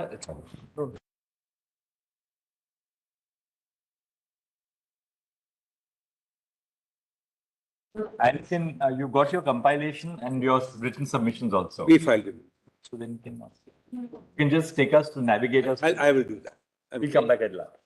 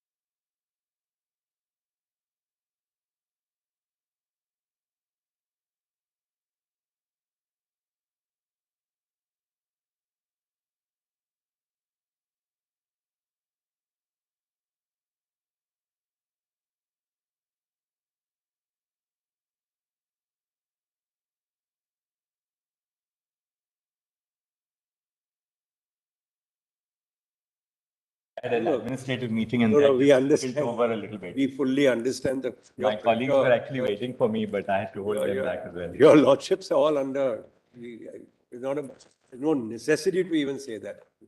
Just before Mr. Khambata begins. Yes. Because I believe your lordships was looking at some kind of time estimate. Now, fortunately for me, Milord, some parts of whatever I have given in my written submissions is also part of Mr. Khambata's submission, so I can certainly skip all of that. I estimate Milord about an hour and a half is what I've. Yes, Mr. The way I propose to go about it, I've heard my learned friend, the Solicitor General, and I've got a full report of what has been argued. And I propose, subject of course to what my lords say, to go about it in 4 buckets of arguments. The first, I think it is necessary for me to go into what the group of companies doctrine really is. And it will be my submission that it is a concept which is founded almost entirely, if not entirely, in the law of contract and requires a mutual intention and an implied consent. It cannot exist outside intention, is going to be my submission. Mutual intention and Implied consent of the non-signatory as well as the signatories. Everyone has to consent to the non-signatory being a party. And the second will be that who is a party must ultimately accord or comply with the principles of contract and the provisions of the Arbitration Act. And I will show certain areas where this becomes a little relevant under the Arbitration Act. And it will be my submission there ultimately that the group of companies doctrine will be limited by certain provisions of the Arbitration Act. It's not excluded, but it will be limited. The third is what are the key ingredients of the group of companies doctrine? And there the submission is going to be that all the judgments ultimately seem to say that the object of using such a doctrine is to find someone who is not signed, but who is what they call a veritable party, effectively a party without a signature. That is the object and end result. And without that end result, there's no intermediate person who can be roped into an arbitration. And finally, and this may be the most important for your lordship sitting in Constitution bench, there are 3 or 4 other very cardinal principles which intersect with this principle. And a balancing needs to be done. And what are those principles? The first is that arbitration is consensual. It is founded only on contract. There can be no arbitration outside contract or consensus. The second is the principle of party autonomy. That arbitration allows parties to decide whether they will arbitrate, and if so, what is the scope of the arbitration and who will be involved in the arbitration. So it is extraordinary. It's not that it can't be done, but it's extraordinary to bring in someone who the parties have not contemplated in the agreement. The third is that there are principles which exist in other branches of the law, which would also have to be balanced. For example, the principle which our Supreme Court has recognized in the Vodafone case, that groups of companies are entitled to structure themselves in a particular manner and hierarchy in order to protect themselves from liabilities and obligations. This is an accepted principle of corporate law. And how is that to then be balanced in a given case with the group of companies doctrine? The balance has to be struck so as not to destroy either one or the other of these principles. Now, in this regard, I want to get 3 or 4 things out of the way straight away. I fully accept that doctrinal concepts or considerations can always be introduced into the Arbitration Act. the doctrine of agency, doctrine of estoppel, doctrine of a group of companies. There's no bar to introducing any of these.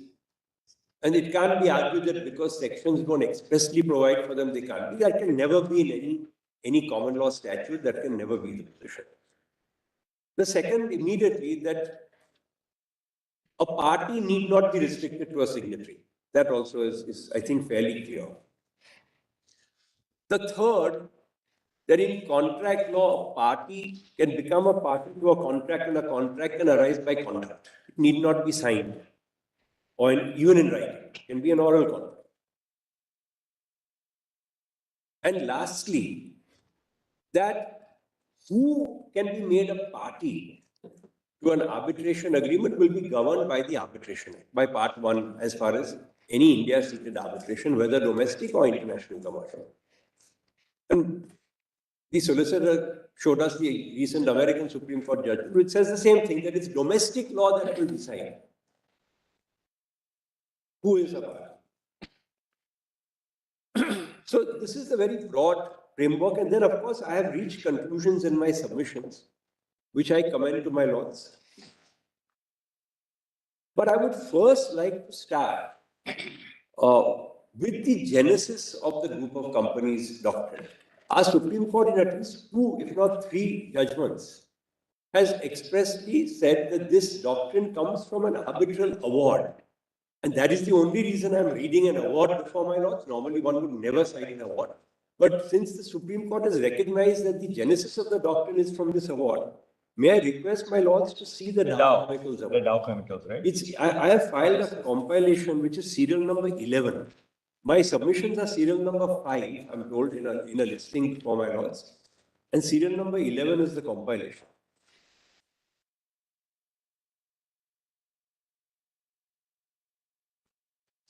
Mr. Kambata, yes, as you are opening your argument, I was just going to say, you have said that there could be a group of companies identified as a particular group. Yes. And you said that companies are entitled to protect themselves from liabilities. Yes. So there could be correspondence, there could be intention, which would say that although I am part of this group, yet I am out of any obligation arising out of contract between A and B.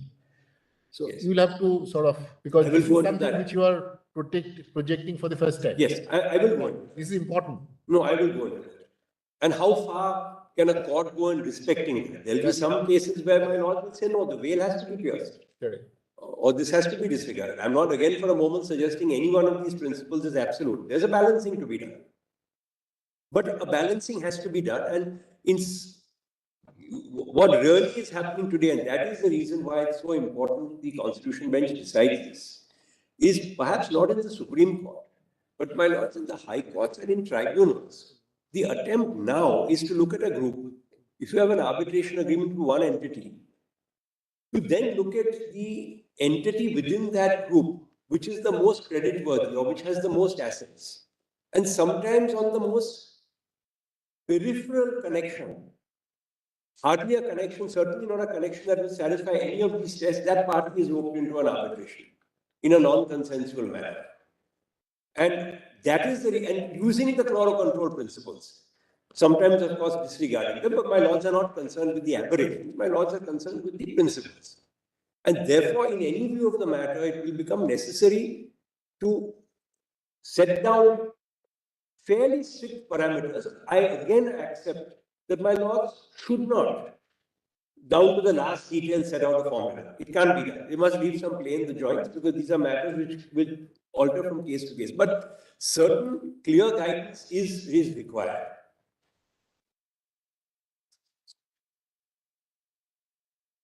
Yes.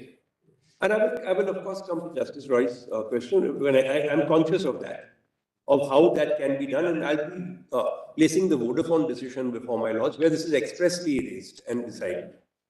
The Dow Chemicals case is page 1 of this compilation. Do my lords have it? Yes. Just the title first. There were 4 claimants: Dow Chemical France, Dow Chemical Company USA, Dow Chemical AG Swiss, Dow Chemical Europe Swiss. The defendant was Isovo.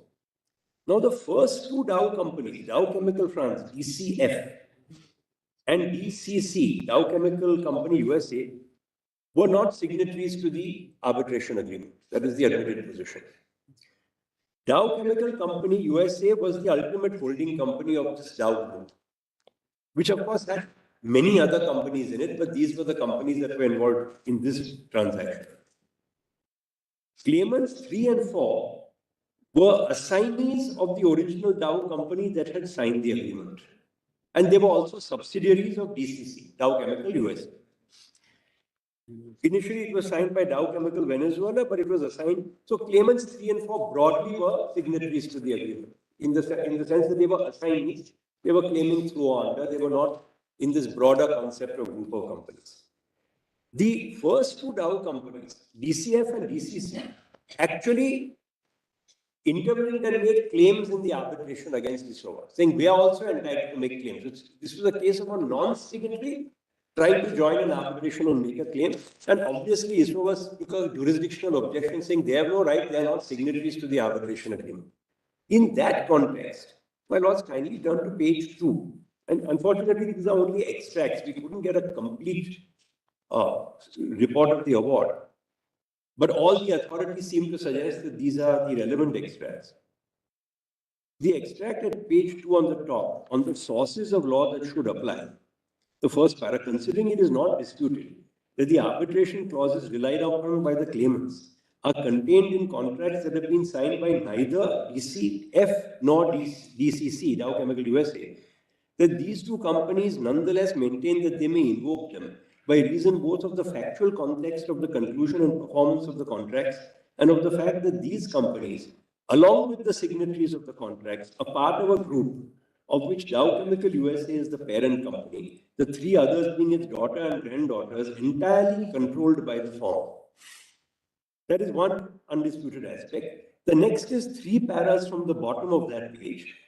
The paragraph starting, considering that the tribunal shall accordingly determine the scope and effect of the arbitration clauses in question, and thereby reach its decision regarding jurisdiction by reference to the common intent of the parties to these proceedings, such as it appears from the circumstances that surround the conclusion and characterize the performance and later the termination of the contracts in which they appear. In doing so, the tribunal, following in particular French case law relating to international arbitration, should also take into account usages conforming to needs of international commerce, in particular in the presence of a group of companies. Turning to page 3, and this I'll read in somewhat greater detail. The tribunal, after accepting that the claimants were all part of a group of companies, then proceeds to discuss the involvement of each of these in the actual transaction. So para 2 at page 3, after a detailed analysis of the contract negotiations, the tribunal continued by considering A, the negotiation of the contracts, considering that in point of fact, DCF, Dow Chemical France, at the time of signature of the 1965 contract, as well as the negotiations which led to the 1968 contract, appeared to be at the center of the organization of the contractual relationship with the companies succeeded by the present defendant. Moreover, this relationship could not have been formed without the approval of the American parent company, which owned the trademarks under which the relevant products were to be marketed in France. So straight away you have a finding that DCF was at the center of the organization of the contractual relationship, and DCC owned the trademarks without which you could never have marketed those products in France. Then that this analysis reveals that neither the sellers nor the distributors attached the slightest importance to the choice of the company within the Dow Group that would sign the contracts. It is significant to note that none of the documents produced contains any trace of a discussion on this subject.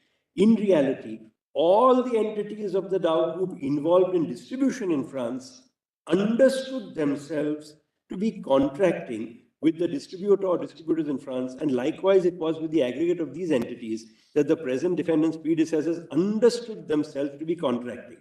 So everyone understood that all these companies were really contracting parties. Then that is the time of negotiation, the entering into the contract. Then be the performance. Considering that, as it has been mentioned above, the distribution agreement of 1965 as well as the one of 1968 designed first of all Dow France for delivery of the products to distributor. Although it has been provided for that deliveries could also be effectuated at the choice of the seller by other subsidiaries of Dow Chemical Company, it is to be noted that in fact, it has not been sustained that this option has ever been used. It has always been Dow France which has assured the execution of the contracts. Dow France, therefore, played in the execution of the contracts an equally preponderant role as it did in the establishment of the contractual relationship. So this non-signatory was the center of the negotiations and played an equally preponderant role in the execution of the contract. Considering, moreover, that for exercising its contractual activities, the distributor necessarily needed to make use of the trademarks belonging to the parent company, Dow Chemical Company, though no special license agreement appears to have been concluded. This situation shows the primary involvement of the parent company in the distribution agreements. The same significance can be attached to the clause, which has already been mentioned, and according to which deliveries could be made by any wholly owned subsidiary of Dow USA. The clause shows, in fact, that the parent company was the pivot of the contractual relationship finally established between certain entities of its group and the distributors. Then the third factor, termination of contracts. That it thus appears, as was the case with respect to the conclusion and performance of the distribution agreements, that Dow Chemical France played an essential role in the termination of the 68 contract, which had been substituted for the 65 contract, that all of these factors permit the conclusion that Dow Chemical France was a party to each of these contracts and consequently to the arbitration clauses they contain. So cumulatively, Dow France's involvement in being the center of the negotiations, being the person who actually assured execution of the contracts, and being the company that played an essential role in termination, altogether made it effectively a party, a veritable party. Similarly, the next paragraph, that the same conclusion should be reached with respect to Dow Chemical Company USA by reason of its ownership of the trademarks under which the products were marketed and its absolute control over those of its subsidiaries that were directly involved or could under the contracts have become involved in the conclusion, performance or termination of the litigious distribution agreements. I rely on this para because there's a finding of absolute control. In the Vodafone case, as your lordships have said, that even holding 100% of the shares of a subsidiary ipso facto doesn't lead to piercing of the veil. A legal control is required, something more than a persuasive position. So here there's a finding of absolute control. And then, considering that the defendant adopted the same position in its brief of so-and-so before Court of Appeal of Paris in support of its motion of compulsory joinder of Dow Chemical Company, that the defendant there in fact wrote as follows, where this is Isova, who was opposing the claimant. Whereas Dow Chemical Company, owner of the patents and organizer of the manufacturing and distribution of Roofmate, decided and conceived the modalities of the manufacturing and distribution of the said product, thus engaging its direct liability. So the parent company conceived of all this, the manufacture and the distribution, and therefore engaged in a direct liability. Next page.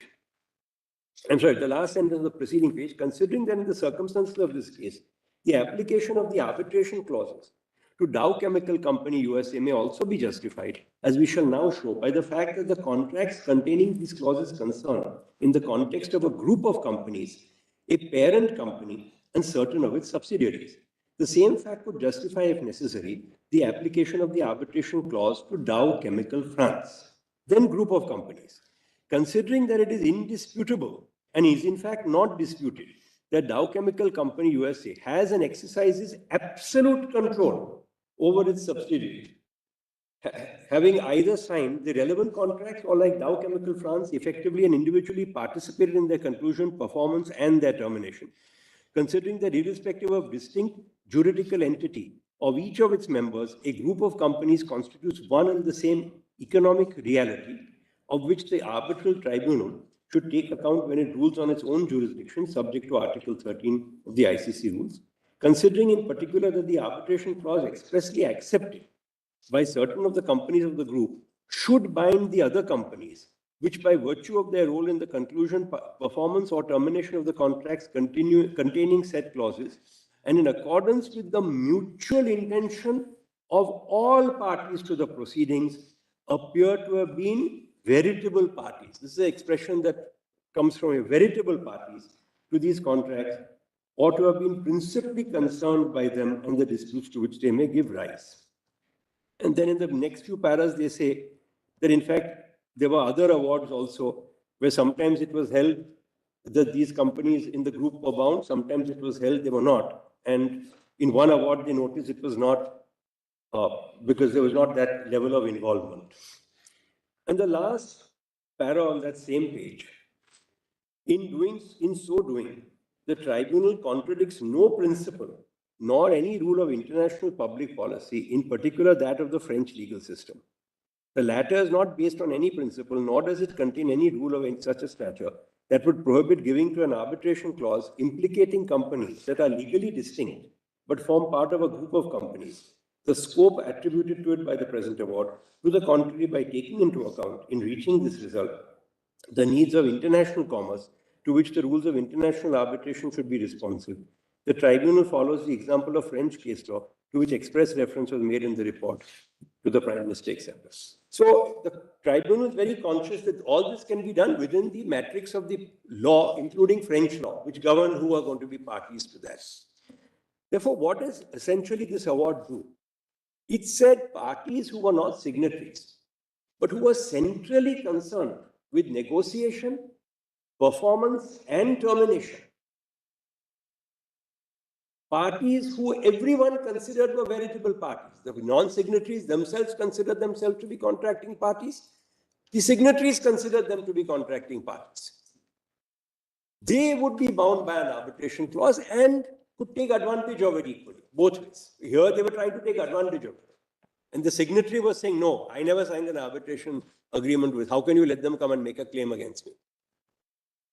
So the genesis of this doctrine is a mutual intention of all parties, signatories and non-signatories. A mutual intention of only signatories is not enough.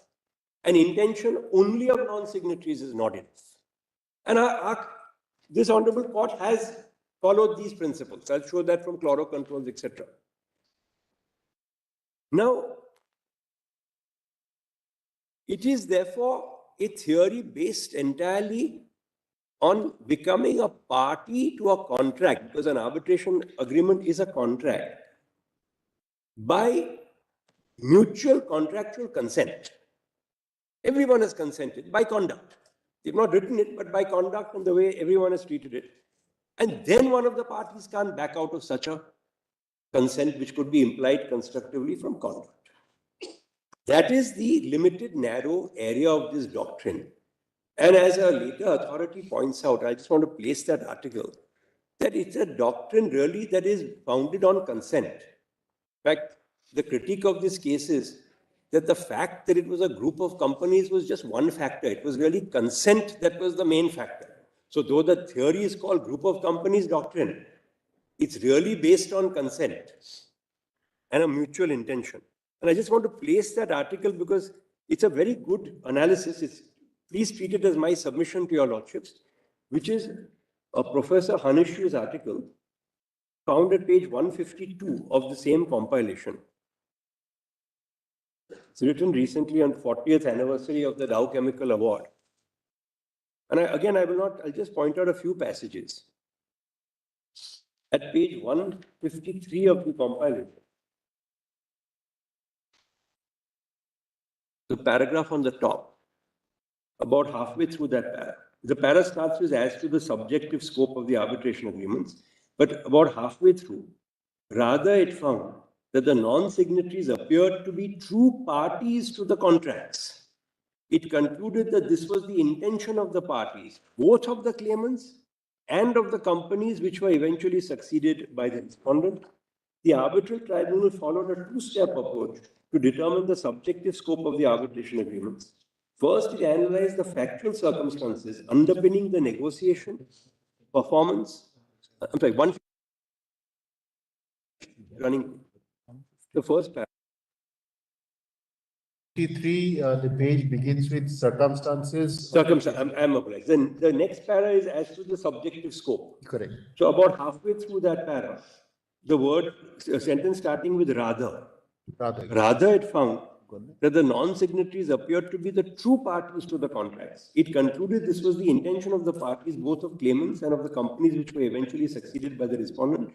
Arbitral tribunal followed a two-step approach to determine the subjective scope of the arbitration agreements. First, it analyzed the factual circumstances underpinning the negotiation, performance, and termination of the agreements. Second, it considered what bearing the circumstances that the companies belong to the same group should have in that context. Throughout both stages, the arbitral tribunal focused on the parties' intentions. While analyzing the circumstances of the case, the arbitral tribunal found that both non-signatories played an important role in the agreement's negotiation, performance, and termination. Then the one paragraph after that, starting, it was only after the arbitral tribunal reached the conclusion that the non-signatories were also parties to the agreements that it proceeded to the analysis of the impact that the existence of a corporate group might have upon the arbitration agreements. In this regard, it is important to mention that the arbitral tribunal found that an arbitration agreement signed by certain companies should be binding on other entities of the group only where the latter seem to be true parties to the arbitration agreement by virtue of their participation in the negotiation, performance, and termination of the contract, and if this corresponds to the party's intent. It's a very important caveat.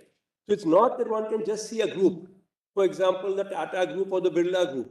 You enter into an arbitration agreement with one company. It doesn't automatically rope in every other company, or you can't pick and choose. It has to be a company in the same group who has been intimately concerned with all these aspects. Pivotal role is... Pivotal role, these are descriptions. Yes. I'm not, it's we can't not written sort of stone. choosing a particular Correct. word, but then we understand the... Some important role in negotiation, performance, and even in termination if that is the position. Then if we go to the next page, the section starting with no creation of a group of companies doctrine. Over the last 40 years, much has been written. Over the last 40 years, much has been written about the so-called group of companies doctrine, a theory allegedly originated from Dow Chemical case used to bind third parties to an arbitration agreement. However, no consensus has been reached as what should be understood under the group of companies doctrine. Neither its concept nor its contours are clear. An analysis of literature and case law reveals that completely opposite conclusions have been drawn from the Dow Chemical Award. On the one hand, the group of companies doctrine has been criticized and its application has been rejected by courts and arbitrators that considered the group of companies doctrine a non-consensual basis for extending the arbitration agreement to companies of the same group, irrespective of the party's intent. From this perspective, the theory would be a violation of the consensual nature of arbitration. On the other hand, some commentators take the view that consent is at the heart of the group of companies doctrine. They see in it a basis for finding implied consent based on objective patterns. In light of these conflicting views, the term group of companies doctrine is clearly ambiguous. Hence, it is not surprising that discussions regarding the existence and applicability of such theory quite often lack clarity. Not only equivocal, the group of companies doctrine is also a dispensable concept. The idea that the Dow Chemical Award created a non-consensual basis for extending the arbitration agreement is a misconception. As shown above, decisions rendered by Arbitral Tribunal and Paris Court of Appeal actually rely on consent. They did not give origin to a theory allowing the extension of the arbitration agreement beyond consent. And then the last two paras on that page. Furthermore, third last para, I'm sorry. Furthermore, had the group of companies doctrine a consensual nature, it would be only an unnecessary term, adding complexity to what is in fact the assessment of the party's intent. Attaching any consensual requirement to the theory would render it meaningless. Consent is the fundamental and utmost requirement in any case. If there is consent, there is jurisdiction, so that no further requirements would be necessary. In other words, if there is express or implied consent, then the party will be a true party to the arbitration agreement without needing to resort to any theory. This does not only apply to cases where the companies are from the same group, but also where the companies are completely dissociated from one another. The existence of a group of companies is therefore only a factual element that might indicate consent towards multi-party arbitrations. It is certainly a factor to be taken into account when analyzing the parties' intentions, but it is not a decisive element by itself. Consent remains the preponderant criterion. And the last page, 155, conclusion. Dow Chemicals award landmark decision. It provides clear reasoning as to the fundamental role played by consent in determining the subjective scope of the arbitration agreement in multi-party arbitration. In this case, the arbitrators decided that the companies might be bound by the arbitration agreement entered into by other entities of the same group if the non-signatory companies appear to be true parties to the arbitration agreement by virtue of their involvement in the negotiation, performance, or termination of the underlying contract. Dow Chemical Award did not create a basis for extending the arbitration agreement to third parties, irrespective of their consent. In fact, exactly the opposite holds true. The arbitrators found that an arbitration clause might bind a party that has not formally entered into the agreement only insofar as this is in accordance with the parties' mutual intentions. This contradiction puts the existence of a so-called group of companies doctrine into question. In 40 years, the term group of companies doctrine has proved to be misleading, and the idea of such a theory a misconception. The fact that two companies are part of the same group does not serve as a basis for the extension of the arbitration agreement on its own. Whether a party can invoke or be bound by an arbitration clause is a matter of consent, which shall be ascertained case by case based on factual elements. This does not mean existence of a group of companies is irrelevant. Quite the contrary. It is certainly an element to be considered in the analysis of parties' intentions, but not decisive per se. Now, I'm adopting these as my submissions. And in my submission, when I show chlorocontrols correctly read, it is what chlorocontrols itself has said in many ways. And the only thing chlorocontrols has actually left out is the requirement of performance, which my lords have now added rightly in the discovery matter, ONGC discovery. That fifth element has now come in. But what is important is that these are cumulative elements. It can't be a pick and choose that they're part of a group of companies. It matters not that there's some peripheral involvement in negotiations. That's all. They're roped in because one or two of the factors are satisfied. These are all to be seen cumulatively. And the conclusion has to be reached that with these factors, there's an implied consent and they're true parties. Without that conclusion, there can be no joining of any party to an arbitration because that would defeat another cardinal principle of consensuality. A non-signatory might say, I never agreed to go to arbitration. A signatory might say, I'm sorry.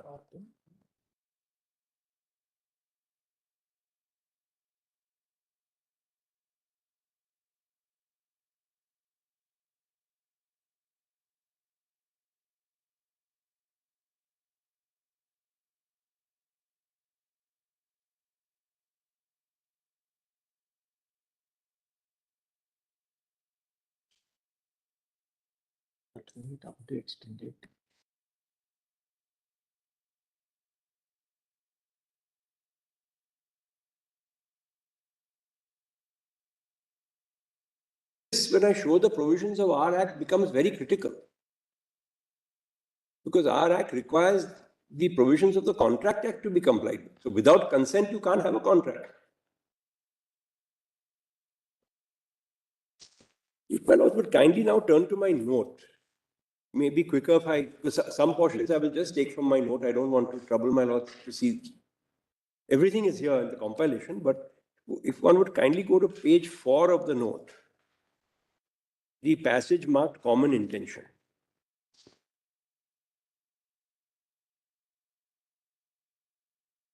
I've referred to the UK Supreme Court decision in the Dalla case. This is a case on slightly different facts because here it was a very odd case, my lords of course know, where award arbitration seated in France came for enforcement to England. England has special laws where jurisdiction is tried de novo in court by the enforcing court, with evidence being led and everything. So they held a mini trial, and they held contrary to the tribunal, saying, no, according to us, tribunal had no jurisdiction, we won't enforce this award here. 1 month later, the court of the seat in France affirmed the award. So it's that case. But in that case, they had occasion to comment upon what the French law was. And I'm only relying on those observations because they are relevant to our case. So the UK Supreme Court was applying French law to test whether an arbitration clause, this is para 8 of my note, whether an arbitration clause upon which the jurisdiction of the tribunal is founded extends to a person who is neither a named party nor a signatory to the underlying agreement containing that clause. And I quote, the Supreme Court held, whether all the parties to the arbitration proceedings, including that person, had the common intention, whether express or implied, to be bound by the agreement. This was a case where the Pakistan government had set up some public trust. And the contract was entered into by the trust. The other company, which was a Saudi construction company, said, effectively, we are dealing with the government. This trust is only an instrumentality of the government. And though the government may not have signed the arbitration agreement, we are entitled to join them to the arbitration. Government of Pakistan took a jurisdictional objection, saying we are not signatory parties. So under French law, this was the analysis of the French law done by the UK Supreme Court even, which said, therefore, all the parties had to have the common intention. And then the common intention of the party in turn means the subjective intention derived from objective evidence. Objective evidence includes the involvement and behavior of all the parties during the negotiation, performance, and if applicable, termination of the underlying agreement. Then Redfern and Hunter said effectively the same thing. 3 conditions: whether the non-signatory actively participated in the conclusion and execution of the contract. Second is, has a clear interest in the outcome of the dispute. And 3 is a party to the contract that is intrinsically intertwined with the contract under which the dispute has arisen. And Gary Bourne has said the same thing, that at bare minimum, the non-signatory's intention is the most important. The signatory's intention will be housed in the contract. My lords know, as a matter of interpretation of contract, one sees the contract primarily. So that intention is easier to ascertain. It's the non-signatories that's more difficult, and various tests have been evolved. And I've just for convenience shortly put out in para 12 what your lordships did in chloro controls. In para 71, if the circumstances demonstrate that the mutual intention of all the parties was to bind both the signatories and the non-signatory affiliates, and where there was a clear intention of the parties to bind both signatory and non-signatory. Now, if this is the doctrine which our Supreme Court has squarely accepted, derived from Dow Chemicals, your lordships have said mutual intention is a requirement. Maybe now with this background, turn to the Arbitration Act. Where does it fit in under our Arbitration Act? My lords will recall only one thing. Arbitration is a statutory exception to the doctrine of restraint of legal proceedings. Section 28 of the Contract Act has an explanation saying, other than arbitration, any contract in restraint of proceeding will be void. So it saves a contract from voidness, that it has to be an arbitration agreement. Mr. Kambata, I would like to read your note at page 6 because you formulated it, and then you can... Yes, may I read that? So may I read from the bottom of page 5? Yes. An arbitration agreement excludes the jurisdiction of a civil court, including under Section 9 of the Code of Civil Procedure, and takes away the right of a person to approach a civil court. Such an exclusion can be made either by statute or by contract only. An arbitration agreement, therefore, must satisfy the requirements of the law of contract, which is the Contract Act. Under Section 2 of the Contract Act, the following would be essential for formation of a contract. 1, a proposal. 2, acceptance of such proposal, making it a promise. 3, a promissor and a promisee. 4, consideration for the promise. 5, reciprocal promises forming an agreement. And in Vidya Drolia, your lordships held that an arbitration agreement must satisfy the prerequisites of a contract under the Contract Act. That is, in addition to Section 7, it must contain promises forming the consideration for each other. it must be made free of consent between parties competent to contract for a lawful consideration of the lawful object, and it must be enforceable by law. Now, straight away when we talk about contract and third parties or non-signatories, doctrine of privity comes to mind straight away. The third party can never enforce a contract, nor can it be bound by it. And there are various well-settled exceptions to that. Our Supreme Court in MC Chaco has said third party cannot sue or be sued unless the exceptions to the doctrine such as trust, family arrangement, assignment are attractive. But for convenience, I'm not going to take it out, but some of the important cases we have graphically analyzed in annexures. It's just because some of the facts are usually so complicated that it's easier to do it by way of a graphic. And therefore, we analyze MC Chaco, where Kottayam Bank was not a party. And it was held, it's neither a beneficiary of a trust nor part of a family arrangement. It was not allowed to enforce a contract whereby members of a family had agreed between themselves to pay off dues to Kottayam Bank. Now, privity of contract and the exceptions to it, both under our law and English law, does not admit of this so-called group of companies doctrine. There is no such exception. So, the group of companies doctrine is something outside the law of privity of contract. And it seems to be on a slightly different basis. Privity of contract is a third party to a contract cannot enforce or be enforced against it. Group of companies doctrine says this is not a third party. This is effectively a party, a real party. So unless you reach that conclusion, one would fall foul of the doctrine of privity. The court has to reach the conclusion that this is a real party or a veritable party. Short of that, a factor here or a factor there is not enough. Now, may I proceed further, para 19. Arbitration in agreement in restraint of legal proceedings would be void, section 28. Specific exception is carved out for arbitration. Exception 1, saving of contract to refer to arbitration disputes that may arise. This section shall not render illegal a contract by which two or more persons agree that any dispute which may arise between them in respect of any subject or class of subjects shall be referred to arbitration, and that only the amount awarded in such arbitration shall be recoverable in respect of the disputes so referred. Therefore, two or more persons are required, and they must agree to refer any dispute which arises between them to arbitration. So the non-signatory party must come within these two or more persons. That is to say, it must be treated as a party. Short of reaching that conclusion, one can't rope in a non-signatory. And because there is, my lords, no, I have not cited this, well settled. Arbitration Act is a complete code. It's exhaustive of the law of arbitration. So unless it is a valid arbitration agreement under the Arbitration Act, there's no other arbitration outside the Arbitration Act by which one can bring in a non-signatory or non-consenting party. Now, even enforcement of a contract, this is interesting in the Specific Relief Act. When we are dealing with companies, there are only two categories that have been roped in addition to parties.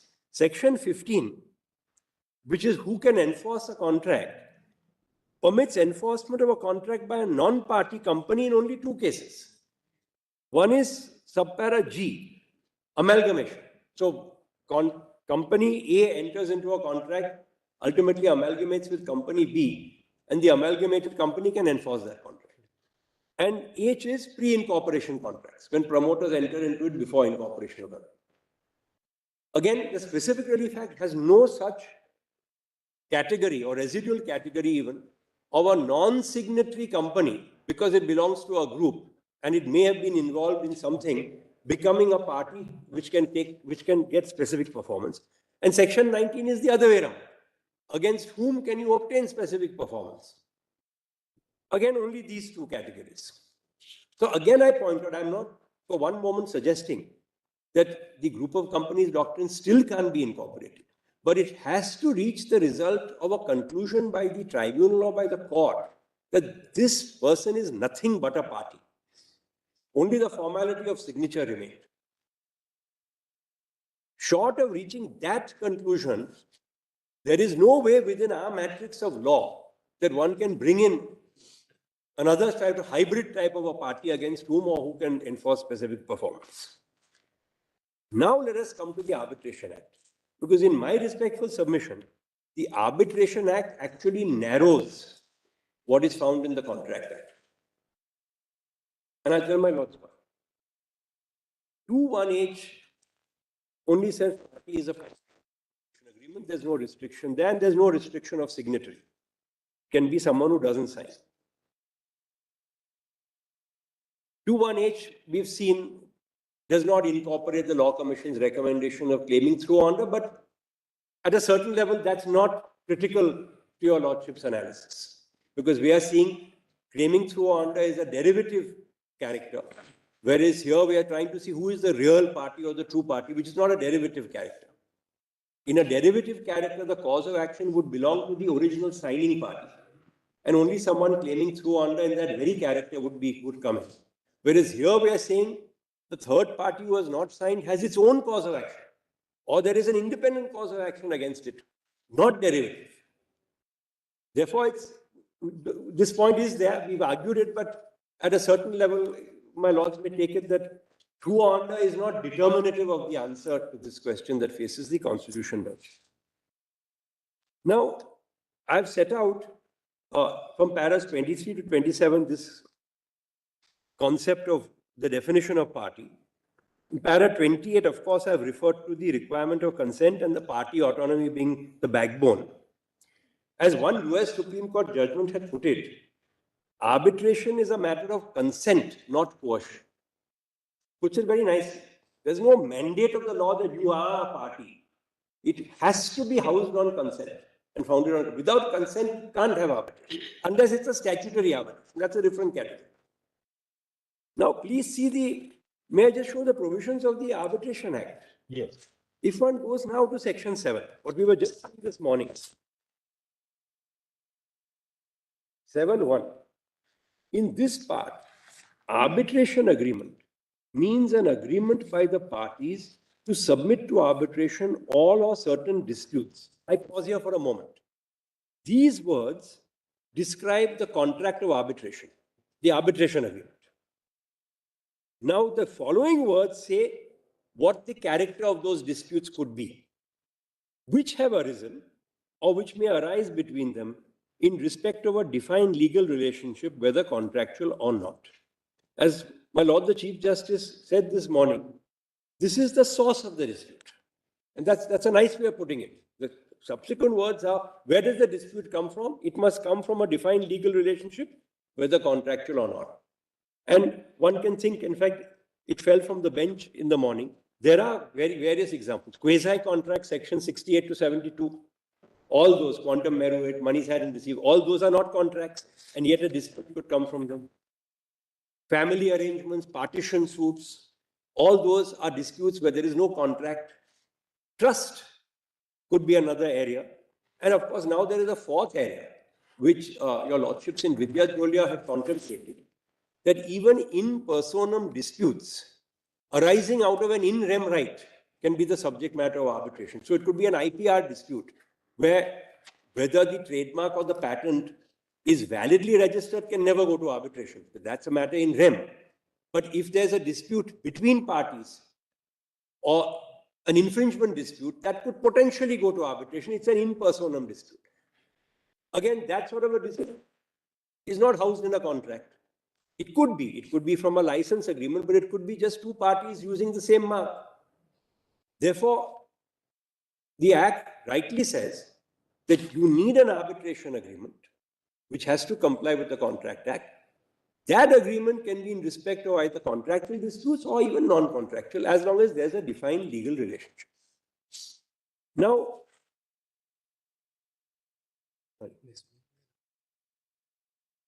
that's all right. That's all right. 7(3) says an arbitration agreement shall be in writing, and 7(4) says an arbitration agreement is in writing if it is contained in A, document signed by the parties that requires signature, B, an exchange of letters, telex, telegrams, or other means of telecommunication including communication through electronic means which provide a record of the agreement, or C, an exchange of statements of claim and defense in which the existence of the agreement is alleged by one and not denied by the other. Now, it is going to be my submission, and I hope I can make it good, that 7.4 is exhaustive of 7.3. And I'll show from the UNCITRAL model law and from other statutes why this is so. In other words, the agreement in writing has to be in one or the other of the three forms, A, B, or C. And straight away, may I say that this itself does not exclude the group of companies doctrine. Because B, for example, exchange of correspondence, it can be that a non-signatory party has exchanged that correspondence where it is effectively shown that it's a true party. But 7.4 may not be exhaustive of 7.3. 7.4 may be an illustration of 7.3 also. That is a possible argument. My lord is right. But please, if my lord sees my note. Because 7.3 says that an arbitration agreement shall be in writing. It's the norm. Correct. And 7.4 provides for instances exactly. where an arbitration agreement is. Exactly. Of course, there's one thing which is there, which it doesn't say it shall be deemed to be in writing if. It says is in writing if. If it is contained.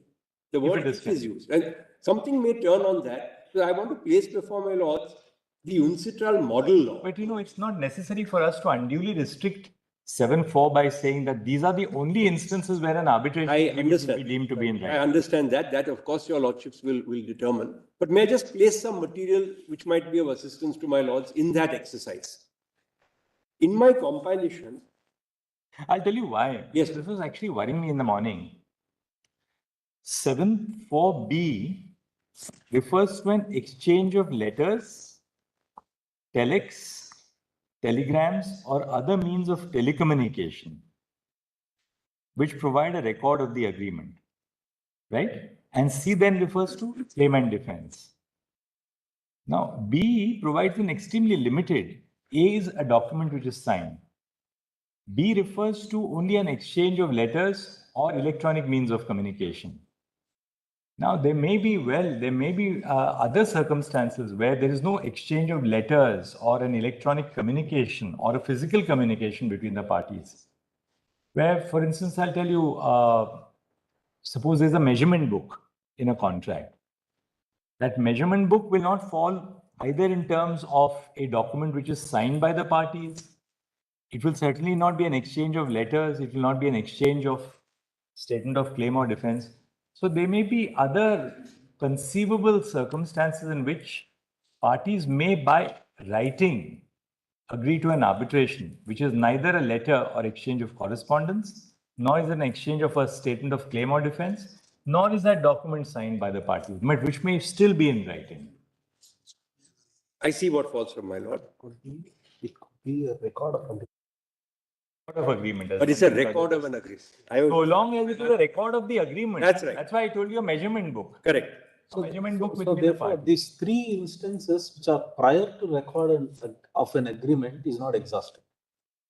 The keywords are record of agreement. Correct. What is a record of agreement? There are instances like exchange of letters, telex, telegrams, and other means of telecommunications, including through electronic mode, are instances of record of agreement, which could be. And therefore, B could be read. The absence of the word only in 4. Yes. Is again, just as you have the absence of the word signatory in 2.1a. Yes. And the absence of the word only in 7.3, in 7.4. But an arbitration agreement is writing only if it is contained. Correct. Then you would have been right. But Some that word only is absent. Maybe obtained by seeing the UNCITRAL model, which underwent a change. I'll show both. Because our act is based on the model law, and your lordships have held repeatedly that the model law is an appropriate guide to interpretation. It can be looked at. If we just see the model law as it first was in 1985, that is page 637 of this compilation. What is the equivalent provision there? And then what is the change? I have a small doubt. Yes, sir. See this expression, the real rubric which you are placing so much reliance on is consent, correctly? Yes. But then consent is also a little amorphous. Should it not take color from the Contract Act till it actually becomes a contract? That is, should it also definitely not constitute principles of promise? Yes. Which is, should it not have offer and acceptance? Yes, I'm obliged. I'm So therefore, one has to see under the definition of 2E, F, G, H, I, Yes. leave alone J of the Correct. Contract Act, My lord is right. where a third party becoming a part of an arbitration, it needs to be concluded by the court that there is the semblance of reciprocal promises or offers and acceptance leading to an agreement. Yes, I'm obliged. You don't need any further. I'm Leading obliged. to an agreement, and all this could be sourced from the record of agreement. I'm obliged. But may I adopt that as my submission? I put it a little inartistically. My lord is right. Must be there. Yes. It's not just saying that consent is there means consent. Correct. What It has to be a consent consent can't amounting be to any contract. consent. Which is why Consent evidencing. Let us use this very expressions. Every set of promises forming the consideration. Yes. From each and for each other as an agreement. Promises which form part of the consideration or part of the consideration for each other are called reciprocal promises. An agreement not enforceable in law will be void. An agreement enforceable is a contract. At least offer and acceptance. Contract Act defines offers and it also defines acceptance and how it is completed. And an arbitration agreement has to first be a contract. And again, No, it consent. not be a contract. It may or may not be a contract. It need not be a contract. So that is another doubt I have. That's 7.5. No, may I then Seven go five. and I'll come back because your lordships in Vidya The Dhroli contract may not contain an arbitration. Contract like Vidya Dhroli, general observation that it's a contract, but it does not really, they have not gone into it, to be fair to the bench. The question didn't arise in Vidya Dhroli as to whether Arbitration Act is confined to a contract, which is agreement enforceable by law. Maybe see 7.1 again for a moment. But that's not really a. I understand. No, I mean, these are issues that will arise. I invite such questions because this is correct. It enables me also to formulate. Good. Actually, according to me, Arbitration Act must be wider than what Contract Act. So that you can have an arbitration even with respect to non-contractual relationships. No, of course. I'm sorry. That's why let's go back to 7.1. I'm not saying that you can't have an arbitration agreement in respect of a non-contractual dispute. That's not my submission. 7.1, an arbitration agreement is a matter of contract. But it can be, I agree to arbitrate disputes of partition, a family matter. I agree to arbitrate disputes of quantum merit. One is what can be the subject matter of the arbitration. Yes. The second is whether to go to arbitration. Has to be a contract. The contract. Has to be. What you're saying is once parties have agreed to go to an arbitration, then the context of the arbitration, the content of the arbitration can be much wider. It may be, as I said, can be much between two brothers on partition, may be the subject. In fact, it's not in public. It will be contrary to public policy to narrow that content. So, in other words, Section 7. Yes. You are saying arbitration. The heading is arbitration agreement. So you're saying it should be read as arbitration contract. Contract. Yes. And that is the basis of any arbitration. It's very well settled that arbitration is a contractual means. As I said, apart from certain statutory arbitrations, which are matter of statute. The MSME Act. Correct. That can be different. I'm not saying that is overridden. In fact, the Arbitration Act itself contemplates statutory arbitration. Or in Madhya Pradesh, you have a statutory form of arbitration. Correct. For all public disputes. Correct. That's different. That's different. I'm not saying that. Of course, that works. We are talking about contractual arbitration in Part 1. And Section 7 deals with contractual contract, meaning the arbitration agreement has to be a contract, but that contract can allow arbitration of disputes not only in contractual disputes, but other disputes as well, as long as there's a defined legal relationship. So I'm not for a moment suggesting that the scope of the But agreement really, the group of companies doctrine is an effort to locate who is a party to the is the contract. party. Right. And in locating who is a party to the contract, you go beyond the signatories to the contract, where Yes. the conduct of the party, which again has to be evinced in writing, having regard to the provisions of Section 7, shows that there was an intention to bind non-signatories, both by parties who are signatories to the document, as well as the third parties who are not signatories. So for example, it could be that a non-signatory has an exchange of letters, telexes, etc., recording the arbitration agreement and indicating that it impliedly that it's consenting to it. That would come within the doctrine. It would come within our Section 7. I'm not saying it wouldn't. So suppose there's a contract between A and B. Yes. And C has aliened by its conduct or whatever, indicated that I affirm this contract. Yes. I stand by this contract. Yes. And how do I stand by this contract? Either in terms of the stage of the negotiation of the contract, the performance of the contract, or the termination of the contract. In which event, C has clearly indicated that, well, it is really as much a part of the contract as A and B. I'm okay. That is my argument. So mine is it's really a mid path. I'm not on this side or that side. Look, someone asked me this morning, are you for group of companies or against? I said, I can't answer that question because my argument is an intermediate argument. No, but you are not saying that there is no group of companies doctrine in our law at all.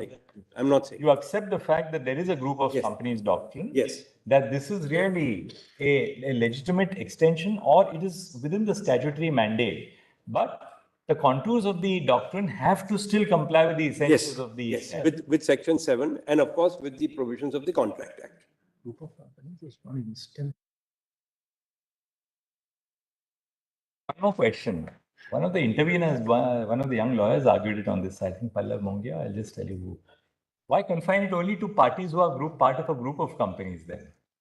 That is in fact what Professor Hanushu's article also says.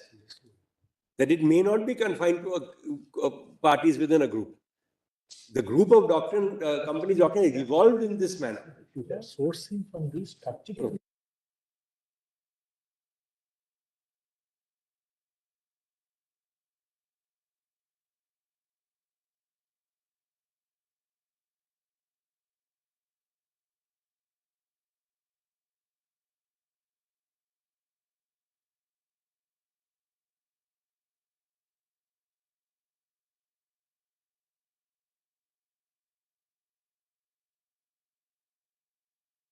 Makes it a little easier in terms of the fact that the benefits of the contract are emanating within an... It may be one of the factors. There's no question.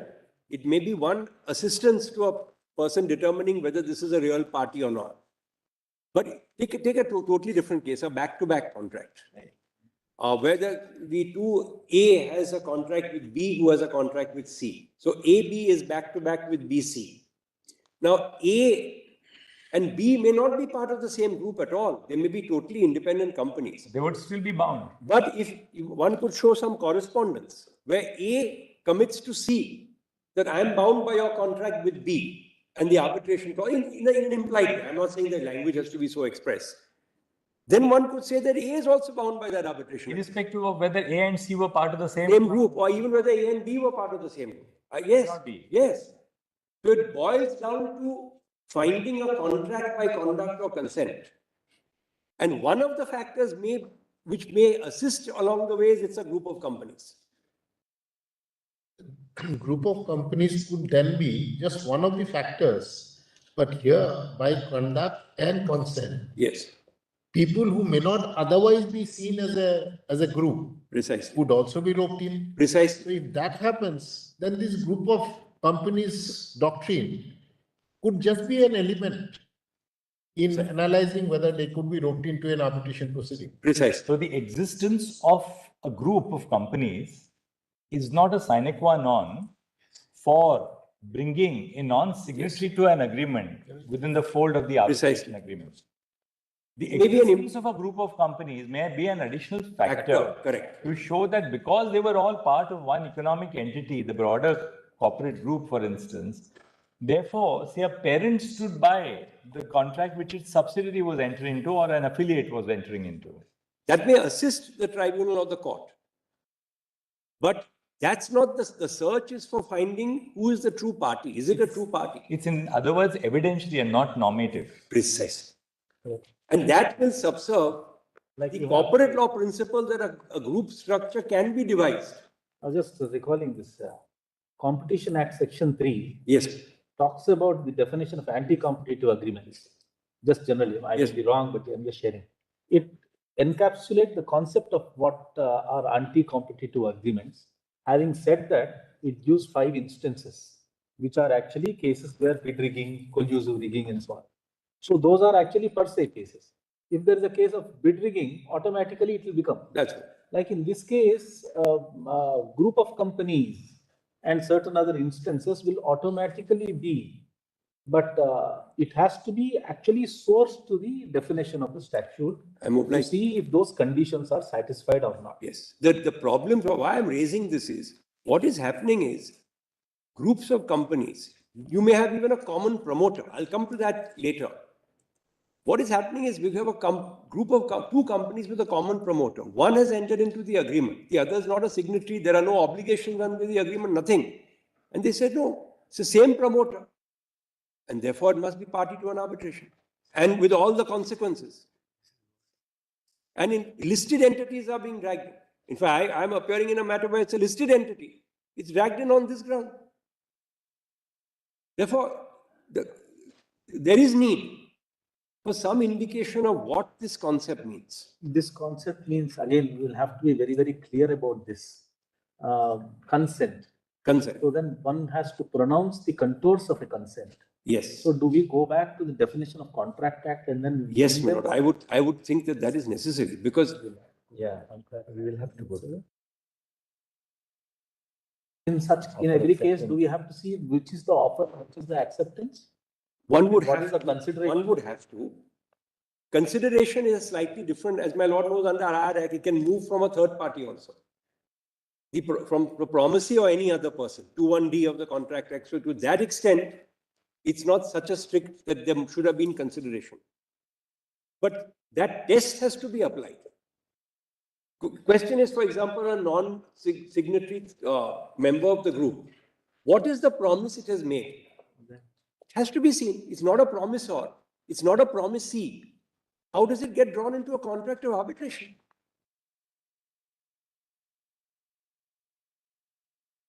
The court has to infer from contract to contract. Yes, that is case. Agreement to agreement. That will be case. So court will only be stepping into the analysis of the agreement and then saying, I will assume that this benefit A gets, the fallout of it is actually on C, who is eventually getting the benefit. So therefore, this works as a consideration.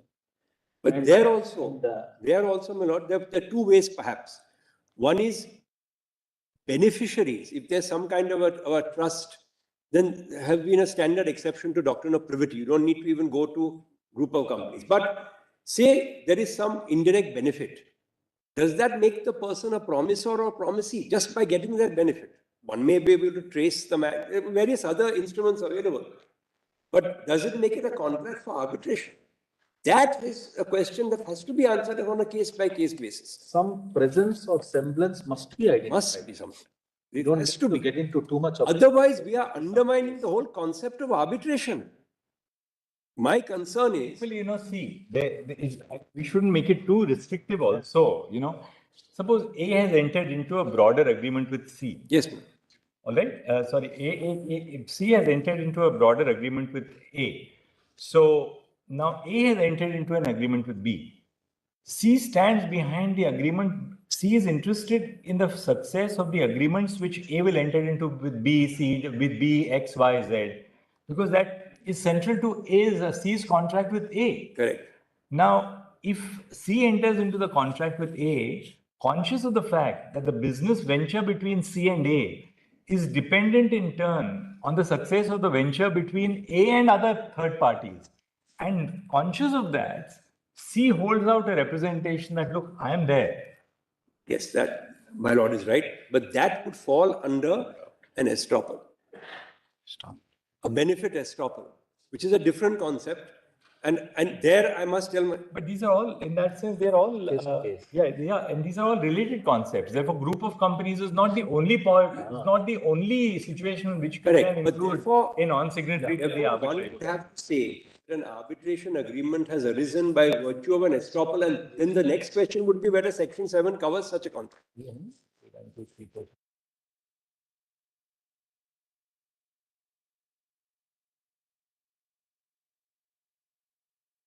One may be able to sue the person on the grounds of estoppel. That you made this representation, I entered into this contract, I have suffered loss. Therefore, Mr. Tushar Mehta had sort of A, B, C, D, E, F. Correct. But today, seeing only our arbitration act, all those concepts can't be brought in unless they fit the bill under Section 7. Obviously, you It have to come so under the representation has to be in an exchange of letters. It can't be oral, for example. No, the It can't be oral. The question is to identify the principles for fitting the bill, because when we lay down the law, it should be, there must be some amount of certainty. So Yes. what is that minimum content that we The have? minimum content is that Describe is what is important. there must be a contract in law which is entered into by the non-signatory by virtue of his conduct. But that contract to enter into arbitration has to be established. And the arbitration agreement can be housed in a document to which it is not a signatory, because there is a record of the arbitration agreement. So, simple case, A and B have a signed arbitration agreement.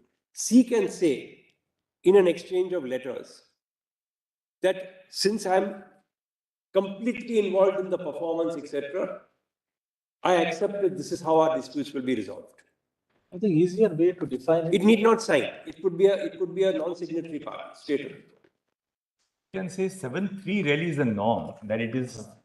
But to be before an that, agreement. may I just show one thing? And 7.4 is the evidentiary burden that you have to describe. But yes, but please see the UNCITRAL model. When it is deemed to be. That when throws it a is- lot of light on how to read 7.3. Please just see the UNCITRAL model law at page 637 of the compilation, just for a moment.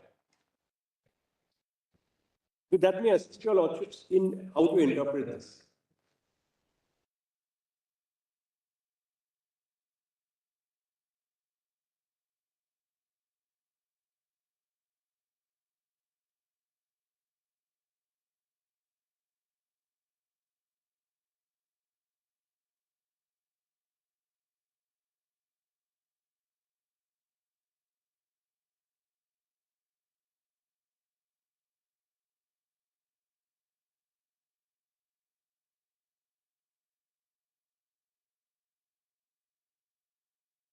I was just talking to my learned brothers. We need not pressurize you to conclude today. I won't be able to conclude. Quite So frankly. no problem. We also have been asking questions. I mean, the reason we were asking questions, that helps us to regurgitate our own thoughts also aloud. And so how long roughly would you take on the 11th? About an hour and a half. An hour and a half. So if we start at about 11ish on, you can 12:30, you can. Yes, whatever. I'm in my lordships. Whenever, or whichever day, whenever I. Because 5th, 6th we have miscellaneous. Yes, sir. And 11th, my lord. Whenever, what is coming? We have the first part of the country, one has to be here. There's no question of. But 11th, we'll have to wrap up. 11th, Yes. because then following week we are starting with Same-sex marriage. Same-sex Yes. marriage we are starting. We'll especially fix that matter. In fact, as regards showing judgments, I only intend showing 2 or 3. The rest I've referred to in my note. I'm not going to repeat. Now, what you wanted to show? Yes, please see for one moment. 637. In your compilation? In your compilation? In the compilation, Article 7 of the UNCITRAL model law. 737. Yes, 637. 637.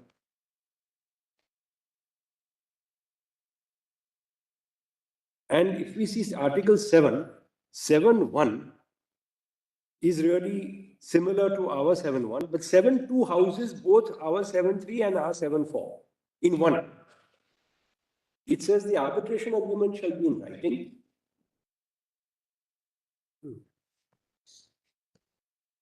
And it goes on to say an agreement is in writing if it is contained in a document. Now, please see the amendment that was made to this in 2006, which we have not incorporated in our act. And that, my lords, will find at page, same compilation, page 641 That is the amendment of? of the UNCITRAL model law, which was amended in the year 2006, but we still follow the old definition. And the difference may indicate what the original definition, which we follow, was meant to signify. So the new definition on the 7 is 7.3.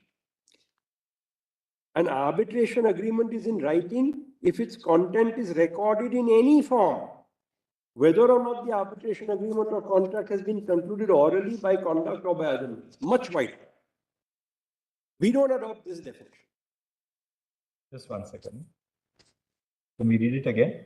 7.3 at page 641 says that the amended UNCITRAL is an arbitration agreement is in writing if its content is recorded in any form, including oral. Much wider. Whether or not the arbitration agreement or contract has been concluded orally or by conduct or by other means.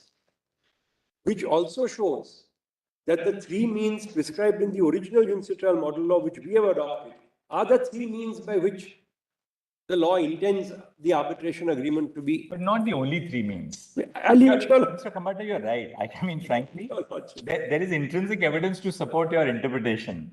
Because it says an arbitration agreement is in writing if it is contained. That's a clear indicator. If these are not the three means, then why would one list out? I know, but we can still leave it to your lordship. I'm not pressing it beyond the point. That is for your lordships. I'm just. Justice requires us not to accept that. But just one last thing. An evidentiary requirement. Please see the equivalent provision of the New York Convention. Where is that? Page 693 of the same body. Article 2.2. Again, a much wider definition.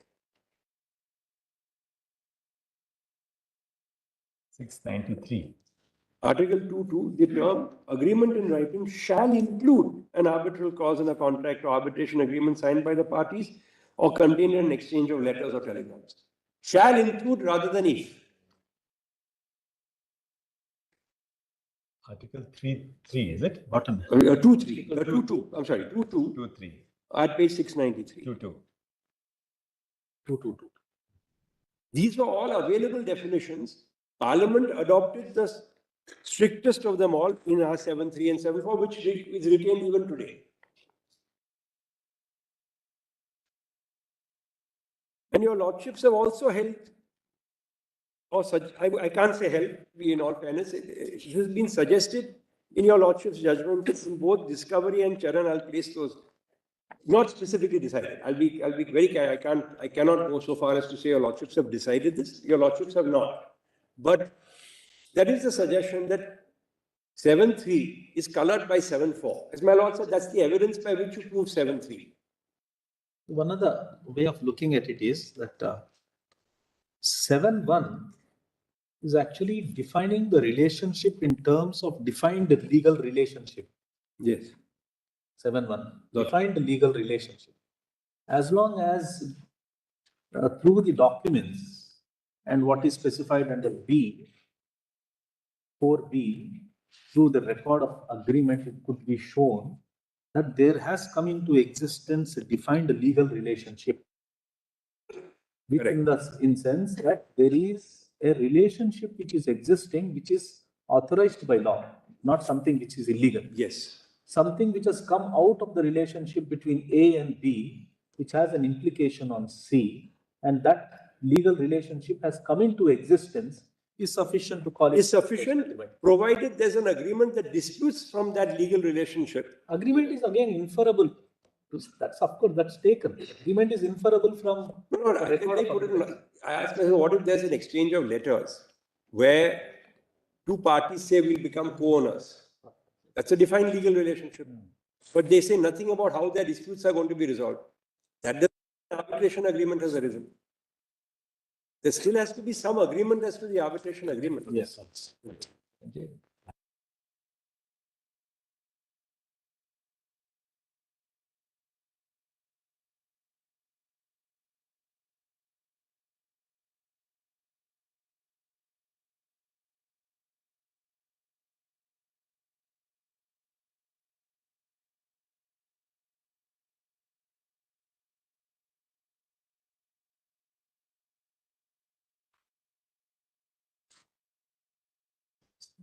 realized.